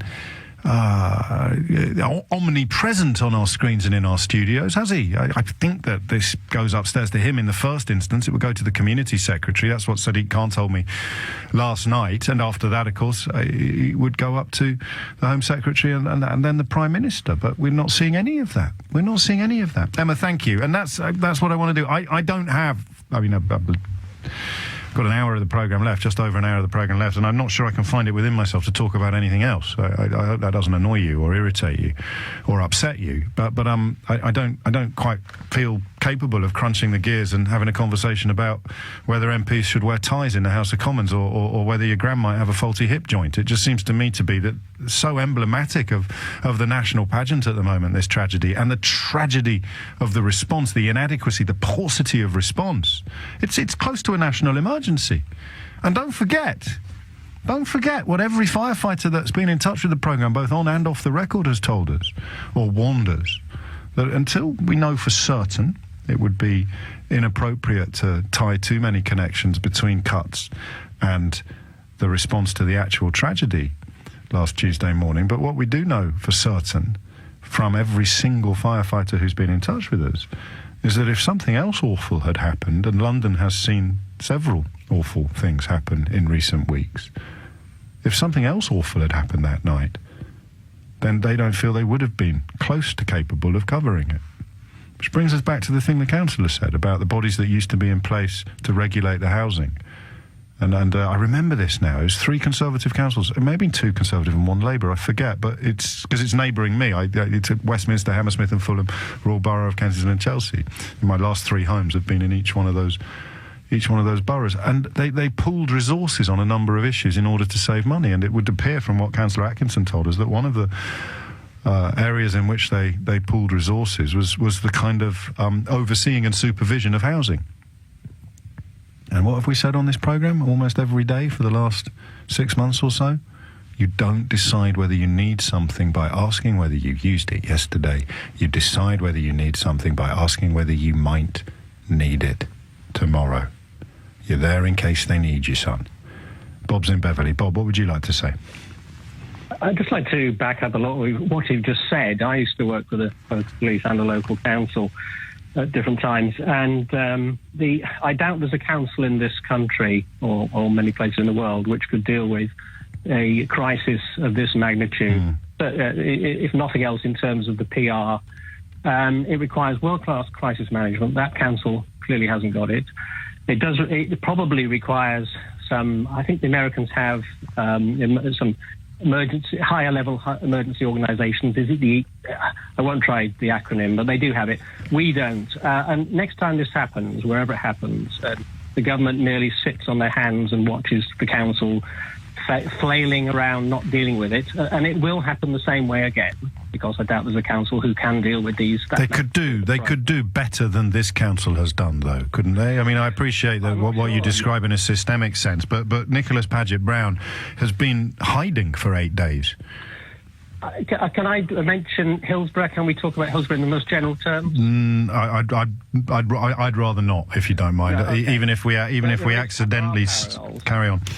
All right. All I would say then is to add to that most councils don't have the world-class crisis management capability required of something like this, and it'll happen the same way next time it happens, where the government sits back and allows the local authority to flail around. There is, of course, yes. The effectiveness has been neutralised by the accusations and whatever else is going on within the minds of the leadership of that council. I accept there's two different things happening.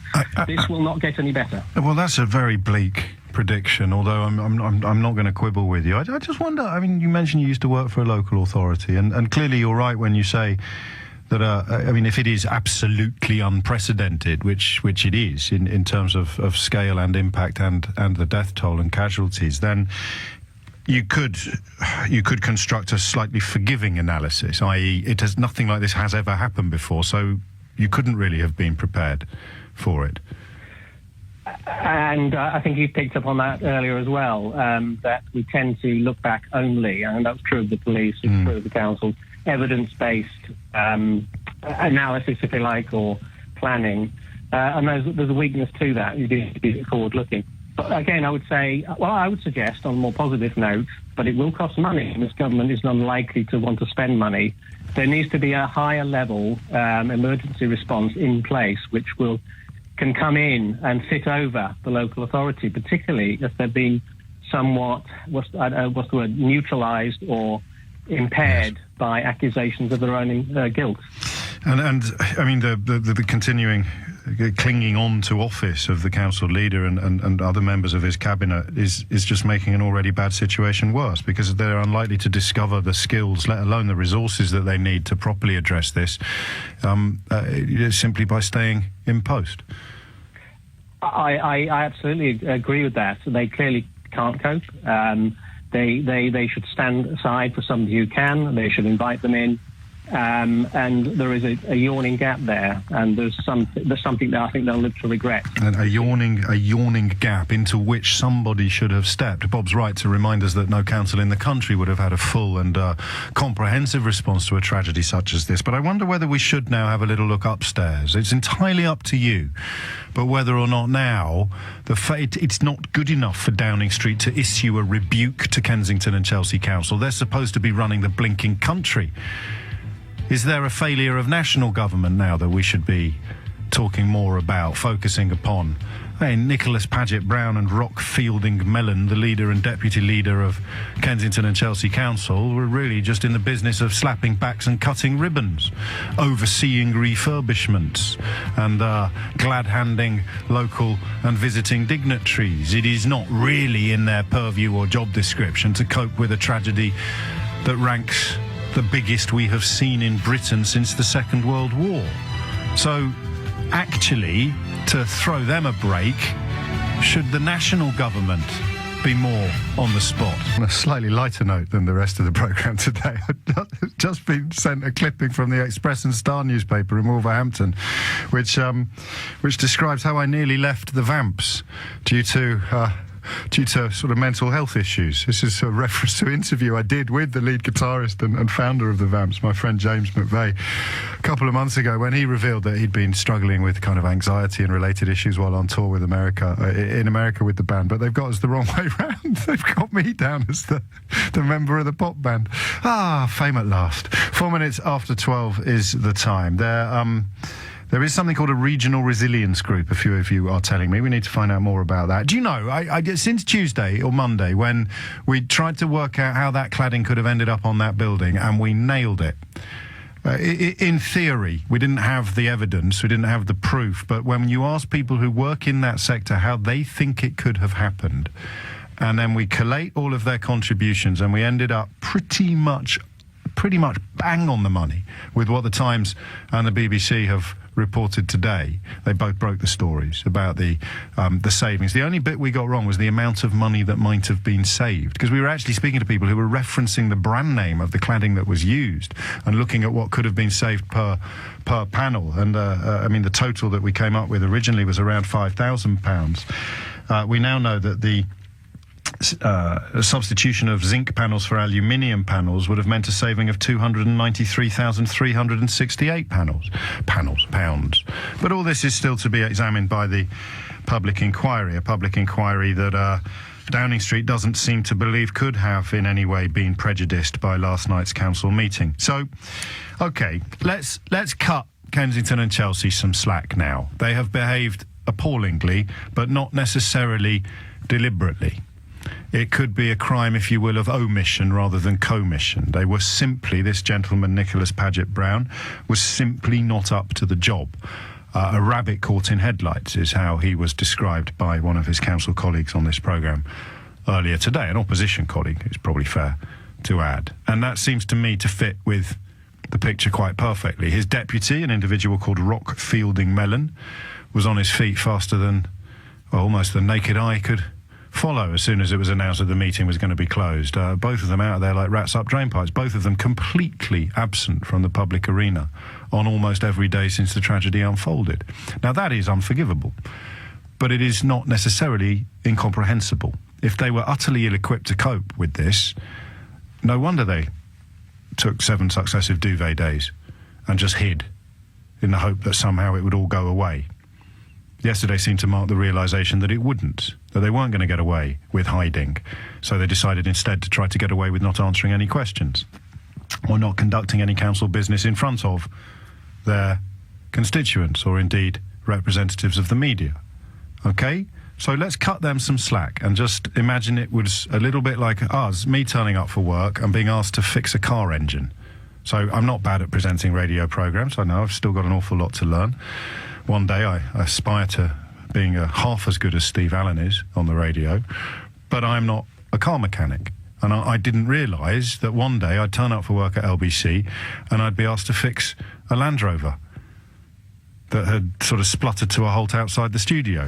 This is a fairly vulgar analogy, I grant you, but it's not, I don't think, a pointless one. I turned up for work today, and instead of presenting the radio programme that I usually present, which is a very varied and can be different from every minute to the next, and who knows what's going to pop up next and who's going to be on the phone or what's going to be whispered in my ear by the producer. So, you know, there's a lot of variables. There's a lot of stuff I have to cope with. I need a bunch of skills to do this job in a moderately decent fashion.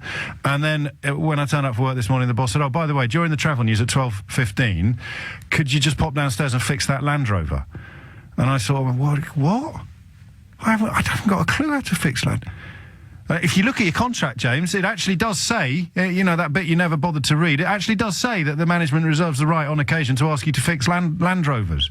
And you go, well, I did read that, but I just thought it was, I don't know, I thought it had been cut and pasted from somebody else's contract by accident. I didn't even think it was, I didn't know that I would ever be called upon to deal with something like this. Now, that's a very simplistic analogy, but it's fair to say that Nicholas Paget-Brown never even contemplated the possibility of being called upon to deal with the biggest peacetime tragedy, the biggest death toll seen outside war that this country has ever endured. That's fair, right? You don't have to be a bleeding heart or a unduly charitable individual to throw him that bone. He didn't know this was ever going to happen. Any more than you would turn up at work tomorrow and be asked to explain the theory of relativity to a collection of PhD students. Maybe he should have been aware of the possibility, but how many of us plan for the unthinkable, whatever our job may be? In which case, you can't, can you, let the national government off the hook? Focus right now is almost exclusively directed at Kensington and Chelsea Council. In fact, it's so exclusively directed at Kensington and Chelsea Council that Downing Street have just joined in. The High Court ruled that the meeting should be open, and we would have expected the council to respect that. A statement that has led the Press Association, who are scrupulously professional and impartial in such matters, to employ the verb rebuked. Downing Street has rebuked Kensington and Chelsea Council. I don't know how relevant you think it is that they are members of the same political party. I don't know. I genuinely mean that. I don't know how relevant I think it is, so I can't know how relevant you think it is. But it does seem to me to be a little odd that a Conservative Prime Minister can be rebuking a Conservative council leader while somehow seeking to disassociate herself from any responsibility whatsoever for both the failures of that council leader and the situation in which that failure has occurred. See, when I said to you from the very, very start, from the moment we came on air on that dreadful, dreadful Wednesday morning, when I said to you that any arguments that this shouldn't be politicised were utterly bogus, I mean, utterly, utterly bogus. I didn't mean that it should be used to score party political points. I meant the opposite. It should be used to examine objectively the political decisions that may have led to this pass. Political decisions involving budgets, involving cuts, involving personnel, involving deployment, involving emergency services, involving fire engines, fire stations, firefighters. All of those decisions are by definition political. So to argue that you shouldn't politicise this tragedy is not only to spit in the face of the survivors, to dance on the graves of the dead, but it's also to treat the general public, the voting public, with abject contempt, to say to them, I think you're stupid enough to swallow this line. I think you're stupid enough to swallow this line, because you're so bovine in your tribal loyalties that if I, as a Conservative Foreign Secretary, say to you, don't politicise this tragedy, please don't mention I used to be mayor, then you're so stupid you're going to go along with it. Well, I don't think you are.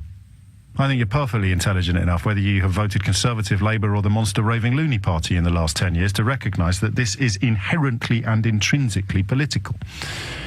And the pinnacle of politics in this country is number 10 Downing Street. And number 10 Downing Street, at this point in time, appear to have done next to nothing to address the horrors that unfolded that night and continue to unfold for the families affected today. And I could be wrong, but this rebuke that they've just issued, this complaint they've just sent out, saying that the council should have kept the meeting open because the High Court ruled that it should be. Is that an exercise in buck passing, do you think? I mean, how much does Nicholas Paget-Brown get? He's probably, what goes, 10, 12 grand a year or something like that to be a councillor? It's a job you do on top of your normal employment. Ordinarily it is. Downing Street, you've got a Prime Minister, you've got a Home Secretary, you've got a Community Secretary, you've got ministers with responsibility for housing, you've got ministers with responsibility for policing, you've got ministers with responsibility for the emergency services, you've got rafts of personnel, all of whom are supposed to be there in case we need them. And national government, thus far, has avoided much criticism for the actuality of Grenfell Tower. There have been suggestions that 7 years of austerity may have contributed to the environment in which Grenfell Tower burned. That's for the public inquiry to explore further, and when the time comes for us to explore further. But is it, and I do genuinely want you to leave tribal party politics at the door now, is it possible that the national government is getting off a little lightly? I can't think of many other instances in which a tragedy occurred and it was the local council getting exclusively all the criticism. Yeah, I mean, the response to the Borough Market attack was pretty close to perfect by the emergency services, but if something had gone wrong, not necessarily with regard to the emergency services, but with regard to the council clean-up or the council action afterwards, would we really have been screaming at Southwark, or would we have been screaming at Downing Street? Why aren't we directing more of our questions and our sadness and our anger at the woman who is providing strong and stable leadership to the country at the moment? Or is that actually unfair? And if you think it's unfair, explain it to me calmly, because I think it's going to be a while before I'm going to let anybody use the Grenfell Tower tragedy to pursue party political point scoring. Right now, I don't care who the Prime Minister is or what party they belong to. I just want to know when a tower block goes up in flames in circumstances that seem to have been eminently avoidable, and the response by government, whether local or national, is utterly inadequate. How can the Prime Minister not be on the hook for that? Yeah, I am going to ask you that question. Maybe I'm misreading it and you feel she is actually on the hook and accounting for this epic failure of government, this failure of the state. She apologised for it in the House of Commons. But I mean, where does the buck stop on an issue like this? 0345 60600973. Should more of the criticism, the condemnation and the questions currently being directed at Kensington and Chelsea Council, a Conservative council, should they be directed more at the Conservative government, led by the Conservative Prime Minister, Theresa May? And the reason I keep repeating Conservative is to remind you that they are part of the same political party, OK? That's all that matters. It could easily have been the other way around. It could easily have been a Labour council and a Labour government that were in charge when this happened. But that's the key phrase, in charge. Who's in charge? Nicholas Paget-Brown? Really? Doesn't look like a man who's in charge of anything. Theresa May is supposed to be in charge of the country. Nothing she could have done in the short term to stop that tragedy from happening. But the epic failure of response to it by the state, how can that not be her responsibility? 0345 60600973 is the number you need. I'm just wondering, and that's all, whether or not this furious and utterly, I think, fair focus upon the incompetence and inadequacies of Kensington and Chelsea Council, local government, if you will, draws some fire that should probably be directed at national government. I don't know, though. Let's just have a conversation about it. Margaret's in Edmonton. Margaret, what do you think? Yeah, hello, James. Thanks for taking my call. You're welcome. Yeah, I do think that Theresa May and the national government and the local government have a clear collective responsibility about this whole process. Theresa May called a Cobra meeting or committee meeting where this brings in all of the organisations, and it beggars to wonder what happened at that meeting in terms of who was going to be coordinating what. And I've been sitting here trying to think to myself, what would I be doing if I was the Prime Minister, as it were? And I have got a six-pronged approach. Go on, what, you've written it down? The leader of the council needs to go, and he will go eventually. That is without question. But I actually think that there needs to be a coordinated payment of about 6 months of all the local hotels and B&Bs around the Grenfell Tower area and Ladbroke Grove area to temporary house people. I know they don't want temporary, but to temporary house them so that they can have not the worry of leaving at short notice. I think they need to allocate volunteers and workers to each of the family by bringing in alongside council workers, agency workers to offer... Well, Robert Atkinson told me they are doing that. The social workers are being... See, there's some tension here between what the councillor told me, and he is in daily contact with these people, and what David Lammy is tweeting, and he is also in daily contact with these people. But, I mean, that's... I'm saying carry on. At this Cobra meeting, this is what they should be looking at. Yes, OK. So they should have a coordinated working group meeting every week to update on where and what the next steps, including the heads of all the services, social services, adult services, housing, police, fire officers, health and counsellors, who are offering direct accountability to Theresa May or an appointed cabinet minister. A weekly update from the leader of the council or an appointed spokesman to the media outlets, and a news conference until such time it's deemed necessary to stop. All papers and documents should be seized by the police through a court order to help with the criminal investigation. An update on the progress in Grenfell Tower each day at 5 p.m. or before the day ends via a news conference. On the public inquiry, I think they should appoint Michael Mansfield QC to be appointed alongside Sir Martin Moore-Bick and request all and every relevant paper document, emails on tendering, housing contracts which were signed off when and where. Michael Mansfield has the confidence of people in light of his years of looking at inequality and searching for truth and justice. And the remit should be open and not restricted as inferred by Sir Martin Moore. Tenants' complaints over the past 5 years, an agreed contract to refurbish from the council meeting, date and time to be made available. The information around the demolition decision made regarding all council meetings in the Grenfell area and housing decisions, and a team of workers to coordinate that information to give an interim briefing report at the end of August to the judge, and for this to be headed up by a diverse group of people to give transparency and fairness to reflect the community. And that's where I think we need to start, because this is getting very, very stressful and ridiculous. You are magnificent. I'm going to call you Magnificent Margaret from now on. That is quite incredible. Can I ask what you do for a living? Actually, I was previously a social worker, and I worked I was part of the tribe bar. I worked in Hammersmith for a while. I'm now a national officer for a trade union. So I've seen all of this. I understand about coordinating. I understand about, trying to deal with a number of things. I know a lot of the Sadiq Khan and them quite well, and David Lammy. But we need to stop with all of the talking and get organised. And this is what I believe needs to happen. I would do it for free if people called on me, but I'm not in the public domain. I'm just part of the Grenfell Victims Hub and putting this out on Facebook, on Twitter, so anybody who can listen and see what I'm saying to just take it up and do it.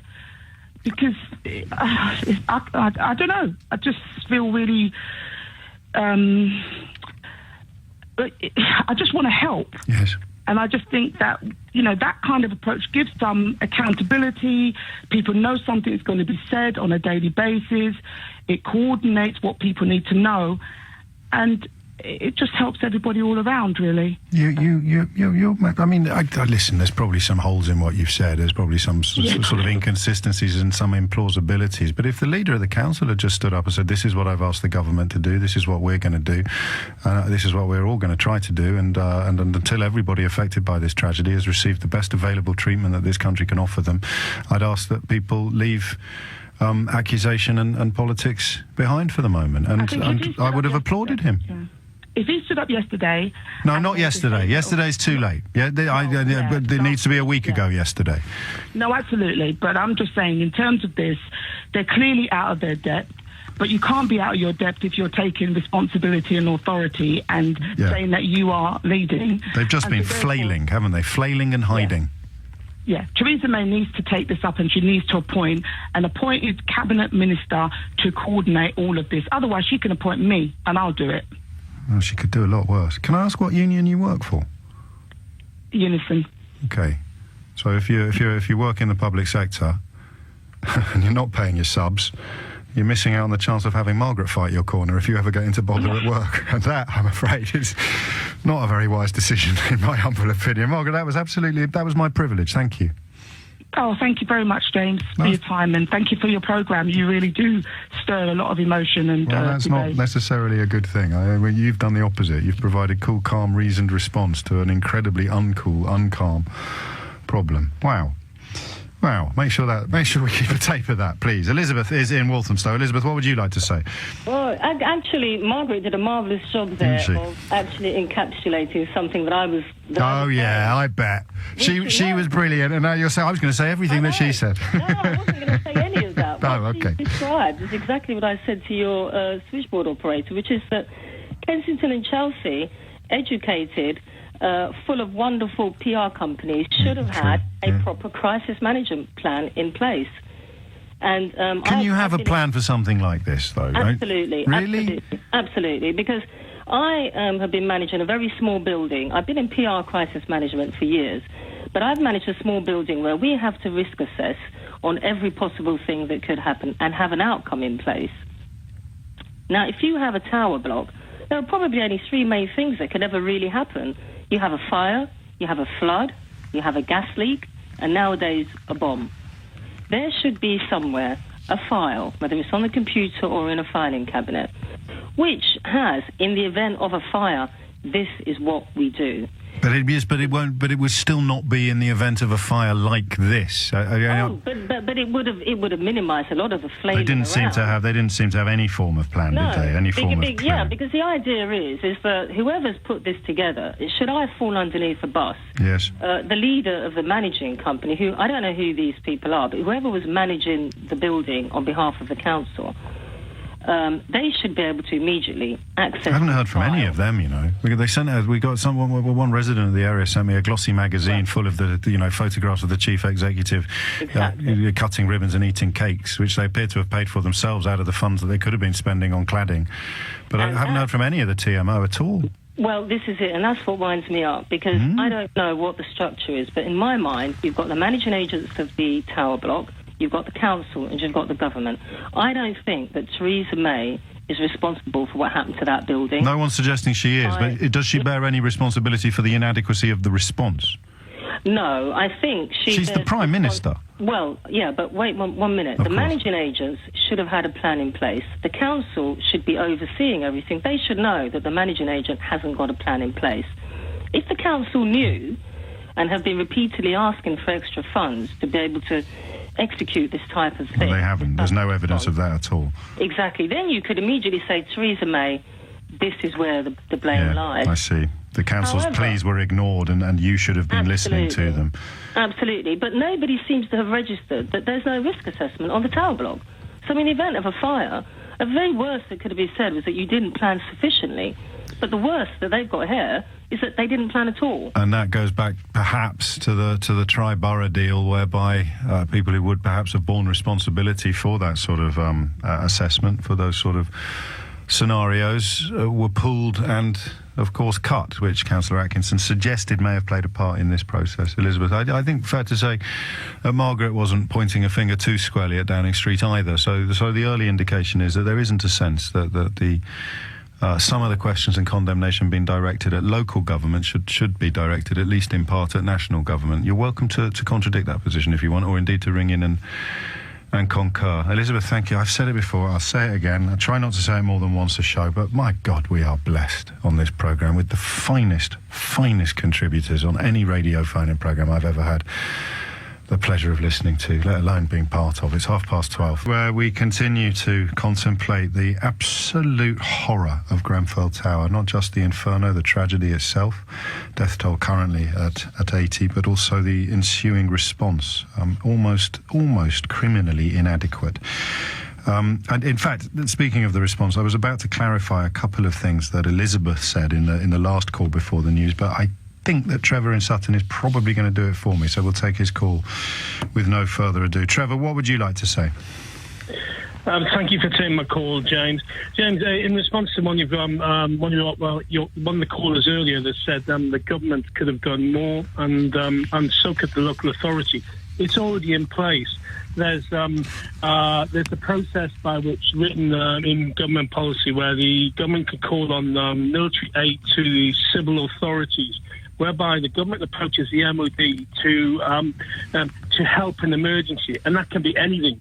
The policy is already written. The MOD already has its planning desk in place, and the resources are, on paper at least, already in place. And if that's not happened, I actually don't know why.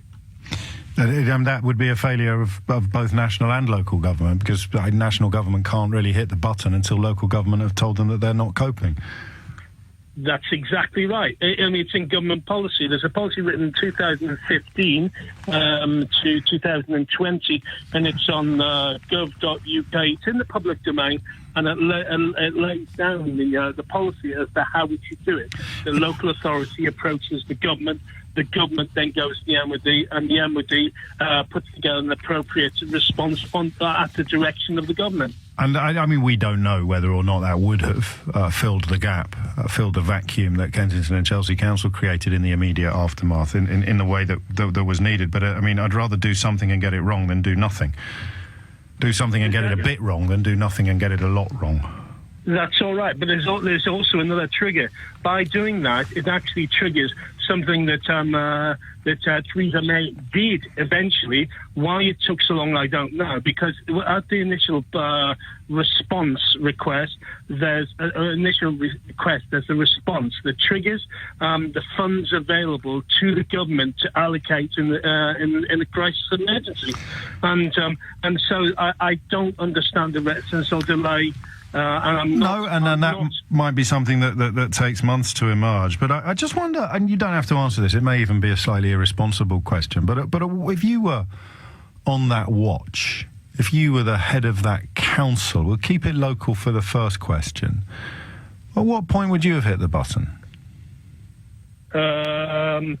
Immediately after speaking to all parties on the council, as in make it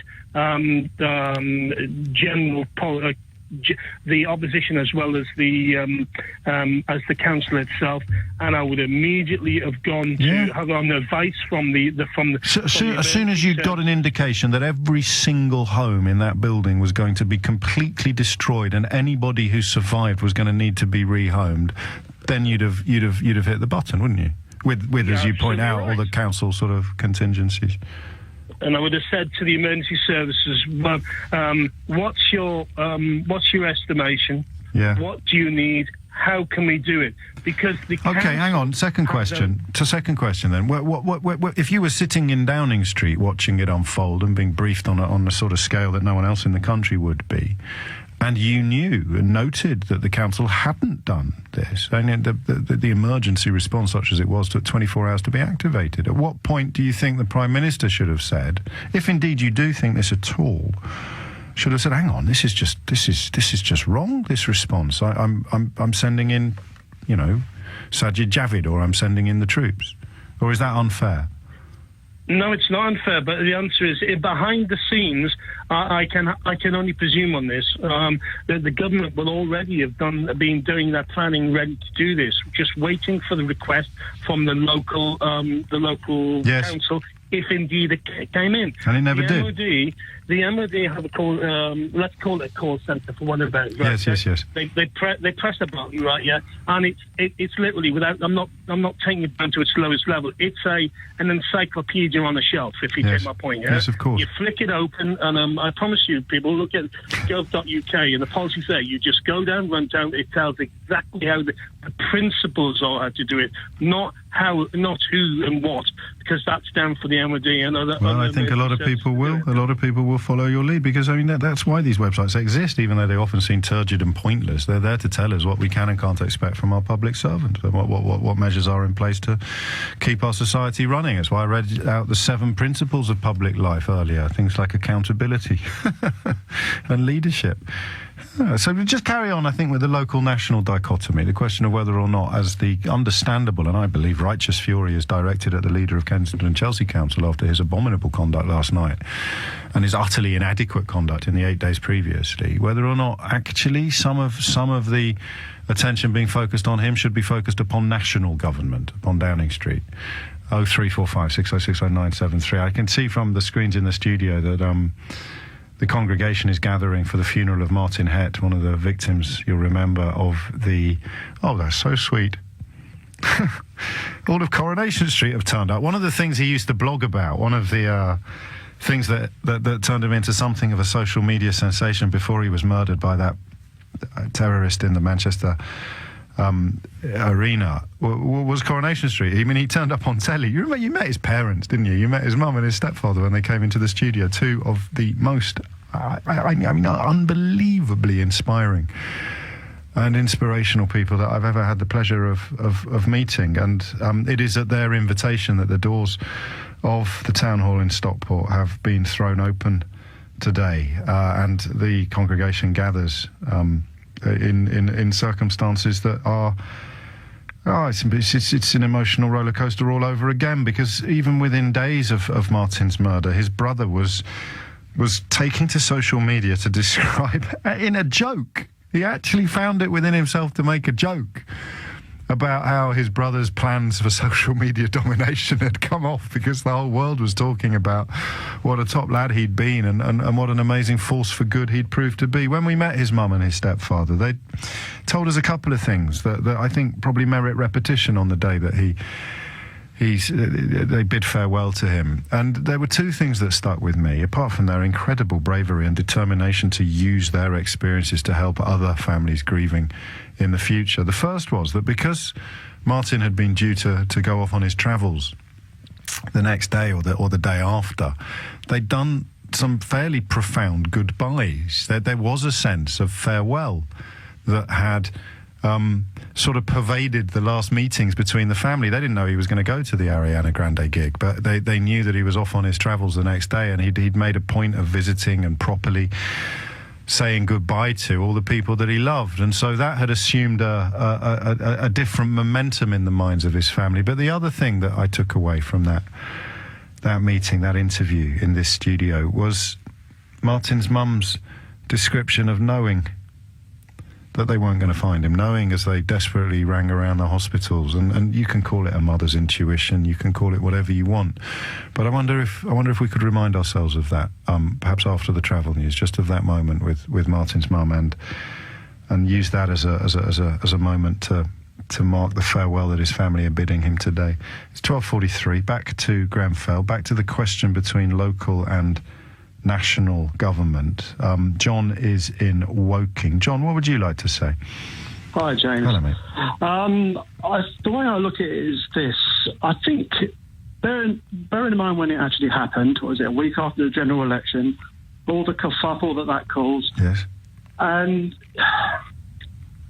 I think the government and the Conservative councillors on Kensington Council, finally, the penny dropped. This is the culmination of their ideology in one incident, literally going up in smoke. And I honestly think that they don't know how to emotionally react to that.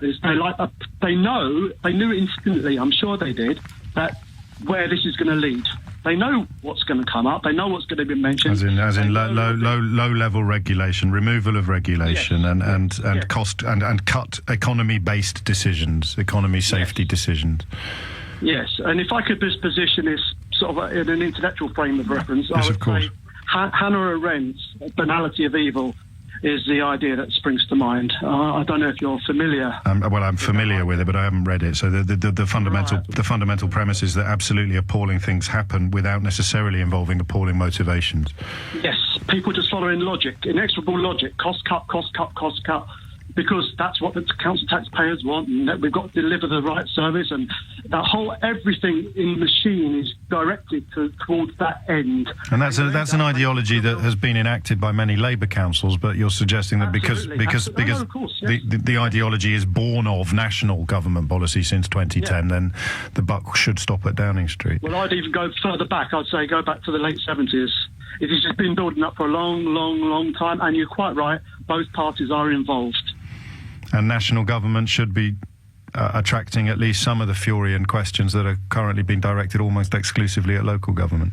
Well, yes, I remember, you reminded me actually. I saw an interview, I think it was Boris Johnson, just afterwards. He was doing an interview on Parliament Green, I think, and someone shouted, "Blood on your hands," and his reaction was, you could see he felt really upset by it. Let's not, and that's when he made his let's not get political about it. I think that, I might be wrong, I'm just going by memory now. I think that's when he... Well, he's definitely he's led the line on calls for it not to be politicised, and I suppose if you were the former mayor of London, you would too, John. Well, absolutely, yes, and I think that was quite interesting, but I could also see there's a duality going on. On one hand, he doesn't want anything to come down on him, personally. On the other hand, the human being element, yes. And they are human beings at the end of the day. Yes, they are. They probably think we just lost the election, and that's happened, and maybe everything we've ever believed in, there's a fatal flaw in it. A pivotal moment. Maybe there's just that moment, that just light bulb. Yes, well, I don't know. It's a very interesting suggestion, a very interesting contribution, and I suppose by way of cautious endorsement of it, you would have to, once again, however ugly and however uncomfortable it is, you would have to remind yourself that a lot of prominent politicians on that particular side of history have coined phrases in the not too distant past, most obviously while campaigning for Brexit, such as a bonfire of regulations. I think that speaks to John's narrative. Anybody who's been calling for a bonfire of regulations is going to look at Grenfell Tower and feel much of their political certainty, much of their political ideology dissolve beneath their feet. 12:47. My very valued contributor, regular correspondent, Incorrigible FCA, just sent me a one-line tweet there that absolutely stopped me in my tracks. And I haven't got an answer. I mean, I just answered him with a profanity. He just said, what if that blog hadn't existed? You remember when we came on air on Wednesday morning last week and we'd found, and Nick had already read to you, elements of the Grenfell Action Group's blog that in painstaking, seething, searing detail described the circumstances that they believed would lead to a disaster on the scale of the tragedy that was unfolding as we spoke that morning. What if that blog had never existed? And we'd probably still be talking about the cladding, and we'd probably still be talking about the politicians, and we'd probably still be talking about the council. But if that blog had not provided, I mean, truly in the finest tradition of citizen journalism, or any old journalism actually, if that blog had not provided a bedrock of prediction and a bedrock of complaint, I wonder how this last 8 days would have unfolded. I genuinely do. Because that's certainly where we found our motivation, where we found our impetus. Because if you're reading in black and white that this and this have happened, and we've complained, and we've explained, and we believe it's going to lead to death, where would the media have gone with this story in the absence of that blog? I honestly don't know. Because where do you derive your... Can you come on air at 10 o'clock this morning and say Kensington and Chelsea councils claim that they've had legal advice telling them not to talk in front of journalists because it could prejudice a public inquiry? It takes a little bit of... it takes a cojones or two to call BS on that. To actually say, I don't buy it, I don't believe it. It takes a degree of confidence that you know, you don't say it lightly. And you wonder as you say it, it's why you do it as a phone-in the hope that someone might ring in and explain to you why that it is not BS. It is a completely viable position. So you speak to a couple of lawyers. And then Downing Street weigh in 2 hours later and say, yeah, actually, we think it's BS too. And if that blog hadn't been there, I don't know that those cojones would have existed. That blog hadn't been there to say, yeah, this is going to happen. I wonder how this whole story would have unfolded. And maybe, at risk of knitting too much together from that one strand, maybe that kind of explains the council's inaction. Because ordinarily they would have a plan in place. It would involve, usually, a little bit of obfuscation, a little bit of misdirection, a little bit of damage limitation. But because that blog existed, that's why. They're the headlights. The blog is the headlights, right? We magnify those headlights, but it's the blog, it's the recorded words of residents that caught the council in the headlights because they couldn't obfuscate. They couldn't do damage limitation. They couldn't seek to camouflage, if not cover up, events because they were so profoundly and definitively on the record. It's 12:55. I'm not sure I'm going to have time to take any more calls on this, but Sheila Fogarty is returning to similar territory after 1 o'clock. So, if you're on the line, then don't necessarily go away. This is Sky News at 5 o'clock. I'm Tom McLeod. The top stories. Stepping aside, the head of the organisation which managed Grenfell Tower resigns to focus on helping the investigation into the disaster.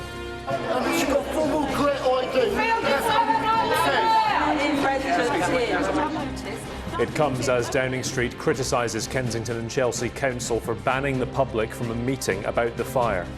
The head of the organisation which manages Grenfell Tower has stepped aside from his post.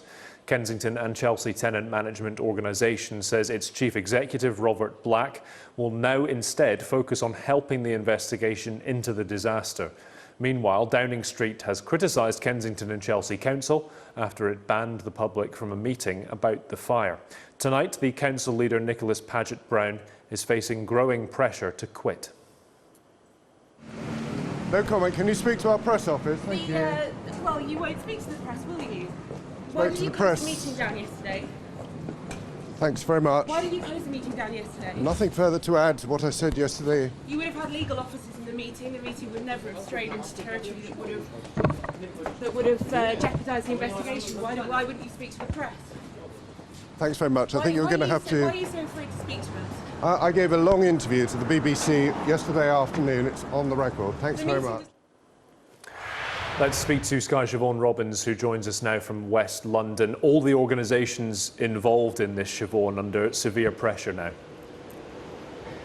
Yes, I just wanted to explain to you, Tom, why I'm standing in a fairly dark area. It's because inside this building here is Nicholas Paget-Brown, of course, the leader of the council here, the man who is under increasing pressure, facing calls to resign following the way this council has handled the Grenfell Tower fire. And I'm standing here because I'm hoping to grab a word with him as he comes out to see whether he is considering his position or not. Because we know, as you said, that Robert Black from the Tenant Management Organisation of that tower has stepped aside. He said it's so that he can focus on the inquiry and the investigation, but certainly many residents that we've spoken to feel that they really have been left alone since this fire, that they've been left to really look after themselves. Of course, money has been raised for them, but they just feel like there isn't any coordinated support on offer for them, or any real answers to the questions that they want, specifically how many people were affected by the fire, how many survived and how many died. This is Sue Caro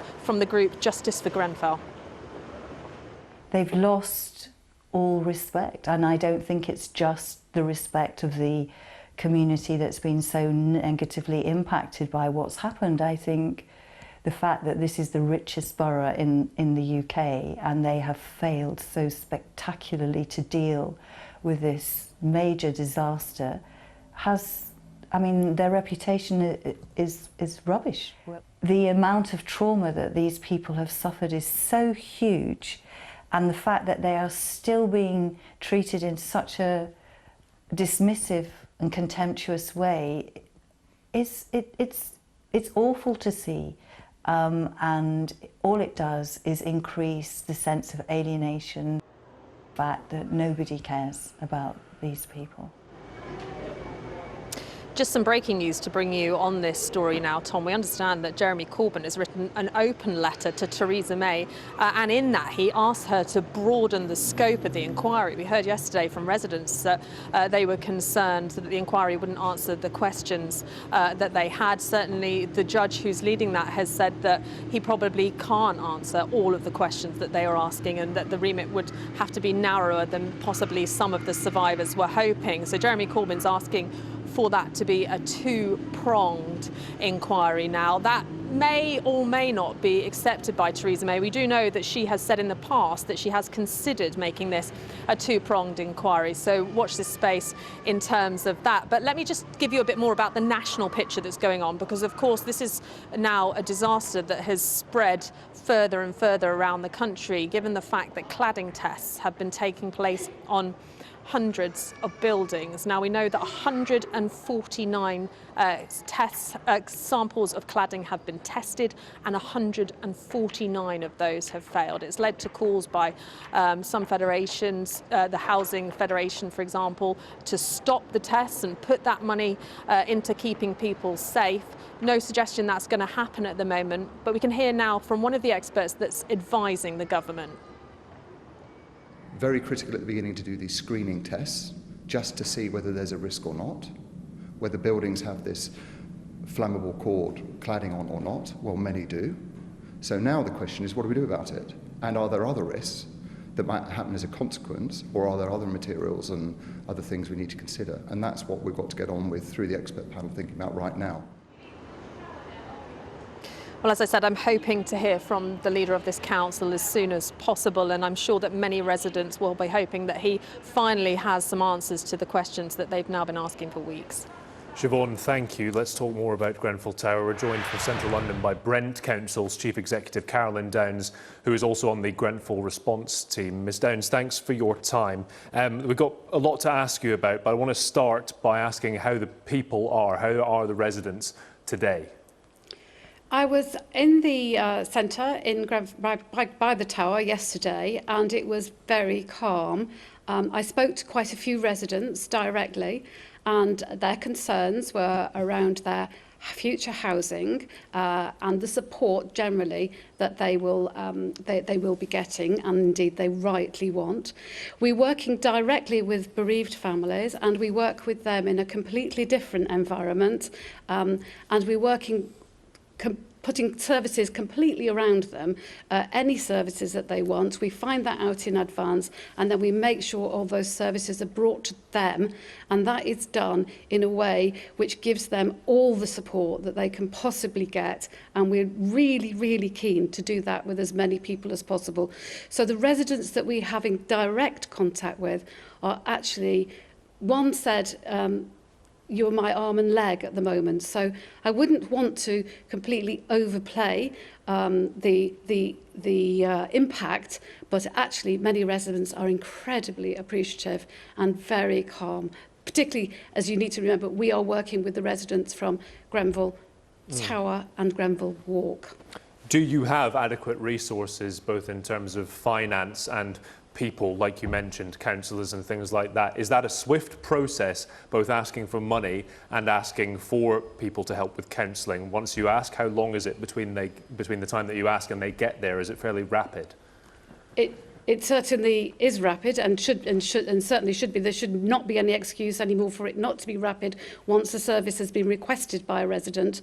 So if they want counselling or bereavement support, then we will provide that to them. There are voluntary sector organisations who are experts in this field who are working with us and doing a brilliant job with the families. And actually, our colleagues in the NHS are also providing very, very clear and direct advice to families as well. So I'm sure, without a doubt, there will be some families who feel that they're not getting enough support. Completely accept that. We are here to help. If there are some families who feel that they've not had contact yet, we are here to help, and I would seriously encourage them to come forward, and we will do everything we possibly can to help them. So people still complaining that they aren't receiving support. Is that a difficulty on your side, identifying them without them coming forward, if you see what I mean? There is certainly, that is a difficulty. Some people are anxious about coming forward, and we would really encourage them to say, we are not here to go into the whys and wherefore. People were in the tower at the time of the disaster and the tragedy.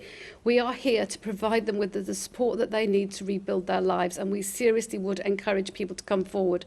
Some residents are very, very rightly angry, and as a result, they don't want contacts with public service. And again, I would say, to those residents, if that is the case, we will provide you services from not the public service, from the voluntary community sector. Who you want to have your services from, we will do that, because that is what we're here to do. A 52-year-old man's appeared in court charged with allegedly pretending that his wife and son died in the Grenfell Tower fire. Is that a problem that you're seeing at all on the ground? We're certainly aware of that, and we've been working with the police where there has been any attempts for people to put themselves fraudulently, and we're very alive to the issue.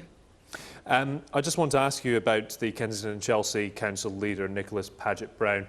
I'm sure you would have seen what happened last night, the fact that the media and the public were originally excluded from that meeting. What do you make of the job he's done, and should he be resigning? I really don't think that that's a matter for me to comment. That's entirely a matter for Kensington and Chelsea Council. I'm a part of the Grenfell Tower recovery team, and my job is to provide the help to the people on the ground that they didn't get in the first instance, but we're doing everything we possibly can to make sure that they get that help now. But it's accepted, Kensington and Chelsea Council, it's accepted that they did not do enough, and they haven't done enough up to this point in time. They've said that, they've been very clear about that, and that is a matter for them. OK, Carolyn, thank you very much indeed for your time. I appreciate you speaking to us and telling us the latest on the residents there. Meantime, Jeremy Corbyn has urged Theresa May to broaden the public inquiry into the disaster after the judge appointed to lead the probe warned it may be too narrow to satisfy all survivors. We can get more on the contents of that letter from Sky's Darren McCaffrey. Darren, welcome to you. Just looking at the letter myself, and the main thrust being that he wants it to be a two-part inquiry, and crucially wants the first part to report sooner rather than later. Yeah, indeed, Tom, and this is actually the letter that Jeremy Corbyn has written to the Prime Minister in the last hour or so, and it does focus, as you say, to a large degree on the remit, and this suggesting that it is too narrow. Now, that actually came from Sir Martin Borbick, who was named as the inquiry chairman yesterday, and he cautioned, he said he thought it was doubtful it would be as wide-ranging as many of the residents had hoped, and that is something that Jeremy Corbyn picks up in this letter. In fact, he quotes the judge in which he says that he's been asked to undertake this inquiry on the basis that it would be pretty well limited to the problems surrounding the start of the fire and its rapid development in order to make recommendations as to how to sort this thing can be prevented in the future. Now, Jeremy Corbyn is essentially saying that he wants the Prime Minister to expand the remit of that inquiry to fulfil what the residents would want, but also he wants an interim report to be published as soon as possible. So some political pressure from the Leader of the Opposition on the Prime Minister in order to try and achieve and fulfil some of the wishes of the Grenfell residents. Darren, thanks for explaining. Breaking news, we can confirm that the Kensington and Chelsea Council leader, Nicholas Paget-Brown, has stepped down from his role with the council. He's been under huge pressure, of course. Earlier on today, the chief executive of the Kensington and Chelsea tenant management organisation stepped aside himself, and a few hours later now, we're learning that the Kensington and Chelsea council leader, Nicholas Paget-Brown, has indeed stepped down as the leader of the council. Last night, you may have seen pictures, we can show them to you later, in fact, of a council meeting that was held under Nicholas Paget-Brown's leadership. It was the first since the disaster on the 14th of June. He scrapped that meeting after originally banning the media and the public from attending. We can speak to Siobhan Robbins, who's outside the council hall. So, Siobhan, he's gone. Yes, as you say, it's been confirmed in the last few minutes that Nicholas Paget-Brown is stepping down. That will come as a shock to many residents, but a relief to some, because it's fair to say that many feel that since that fire happened a few weeks ago now, that they've been let down. And as he is the leader of this council, they feel that maybe he should be the one to take the flak. Now, we know that the problems and the pressure facing him piled up following that council meeting last night. There was an absolute debacle, really, where the press were first banned, then a High Court judge ruled that they could come in, and as soon as they did come in, the meeting was promptly brought to a close, angering many residents who really still are looking for answers and feel that they don't have a coherent package of support either. They just don't know what's going on from day to day. I'm just keeping an eye out, because although we've heard that he is stepping down, he hasn't yet emerged from this building. So if I see him, I will be asking him what finally made him decide to leave. Now, this will come and be welcomed by, I would assume, Labour councillors here, because they have asked for the whole cabinet to step down. But we can now bring you what Nicholas Paget-Brown has been saying. The Grenfell Tower fire has been possibly the worst tragedy London has seen since the end of the Second World War. Nobody will ever forget what they saw that day and the horror that ensued for people trapped inside. Many questions about the cause of the fire and why it spread so quickly will need to be answered by the public inquiry. There are clearly national issues to address around regulation. The scale of this tragedy was always going to mean that one borough alone would never have sufficient resources to respond to all the needs of the survivors and those made homeless on its own. We have been very lucky to have the support of other London boroughs, the emergency services, and the community associations based in North Kensington, and I'm very grateful to all of them. This council has also been criticised for failing to answer all the questions that people have. That is properly a matter for the public inquiry. As council leader, I have to accept my share of responsibility for these perceived failings. In particular, my decision to accept legal advice that I should not compromise the public inquiry by having an open discussion in public yesterday has itself become a political story. And it cannot be right that this should have become the focus of attention when so many are dead or still unaccounted for. I have therefore decided to step down as leader of the council as soon as a successor is in place. They will appoint a new deputy leader and cabinet. As I said yesterday, this is a huge human tragedy for so many families. The task for my successor is to ensure that the strengths which also characterise this place, and North Kensington in particular, are seen to play their part in bringing the community together and ensuring that this borough, the most wonderful place, can start to move forward from this tragedy. Thank you very much, and I shan't be answering questions. Thank you. I would like to just ask you a couple of questions. Did Downing Street put pressure on you to resign? Well, you just heard there from Mr. Paget-Brown. He's actually just sped out as you were listening to that interview in his car. No more detail or answers. But let me just go through again a bit of a summary of what you heard there. So essentially, he was saying that the scale of the tragedy meant that one borough alone, this borough, Kensington and Chelsea, couldn't deal with it on their own. And in fact, he said they had been helped by other boroughs and the emergency services. He said that in the weeks following the fire that the council had been criticised for not answering all of the questions, but in his view those questions should be answered by a public inquiry, and that wasn't the remit of the council but in fact of the public inquiry that we know is now underway. He said though that he needed to take responsibility for his role in what essentially residents thought were going wrong, and he said that was the fact that he'd accepted legal advice saying that the meeting last night shouldn't be held in public so as not to affect that inquiry had become a story in itself, and that shouldn't have happened, that instead the focus should have remained on those who have been made homeless and who have died in that fire. So he decided that his own position there was no longer tenable and that he had decided to step down. Now, he also said that he would wait to be replaced before he officially leaves that job, and then that the person who comes in after him would then put forward a new deputy leader and a new cabinet to see how this moves forward. But after a day of mounting pressure, the leader of this council has stepped down.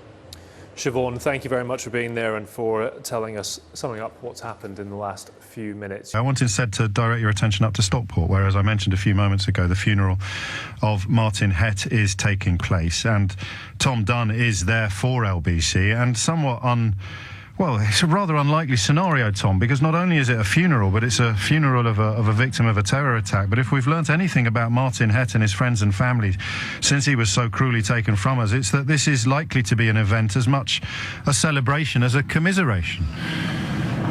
I was going to say, James, actually, yes, the family put out a statement beforehand to some of the press and to some of the people who are actually here watching it on a big screen that's being set up, and they're streaming the service live. They said they wanted it to be a celebration of Martin's personality and his left field humour and his love of pop music. And we've seen that already with some of the people that are here. The pop singer Michelle McManus just spoke a few moments ago, who was actually friends with Martin. I was told by one of the people, Martin actually travelled 23 hours on a coach up to Stirling in Scotland just to see her, and then contacted her, and they became friends through that. And some of the stars from Coronation Street are also here as well. You can tell the kind of feeling. It is a celebration, but obviously with it being a funeral, there is much sadness attached. Well, what sort of numbers have we got there, Tom? Well, inside, I've been here, I watched people queuing up. The dress code was black and fabulous, which is exactly what people have done today. There was about 150, 200 people lining up to go inside the doors to Stockport Town Hall, and I'm just stood behind many of the people watching on the screen. I would say probably about roughly the same number, about 200 people have turned out, and no doubt there will be many watching. There will be a stream online somewhere of the service, probably many more watching around the country as well. Touched so many lives. Tom Dunn live for LBC at Stockport Town Hall, where Martin Hett's funeral is due to take place. And here is his mum, Fegan Murray, one of the most just sort of fundamentally lovely people I've ever had in the studio. And this is what she had to say to us earlier this month. He was supposed to go to America on the Wednesday, 2 days later, and I thought he's at home packing, and then my 19-year-old daughter woke me up and said, "Mum, there's been an incident." And of course, as soon as she mentioned explosion, I just jumped up, and that was it. And your daughter knew that he was at the gig? Well, she didn't know either. Right. His friends got in contact with her, asking if he's been in touch. And so how long did you have to endure that period of not knowing? Do you know what? About 1 o'clock in the morning, I just said to Louise, he's gone. I can't feel his energy anymore. It's just not there anymore. Can't feel anything. Mother's intuition. It just wasn't there. Yeah. There was nothing. But we didn't know for sure and you until still the had day a after. glimmer of hope? Not really. Really? It's hard, isn't it, when you know that it's not there anymore. Martin was he had such a zest for life, such a hunger for life, that he was a positive person. He was kind, he was big-hearted. And what a miserable diet of news we've shared together over the last few months, and what a glimmer of light and hope that woman and her late son have brought into that dark vista. That's it from me for another week. Give your kids a hug for a little bit longer than usual. Don't put off that call to your mum tonight. Don't postpone it. Ring her tonight. Tell her you love her. And we'll do it all again on Monday morning from 10.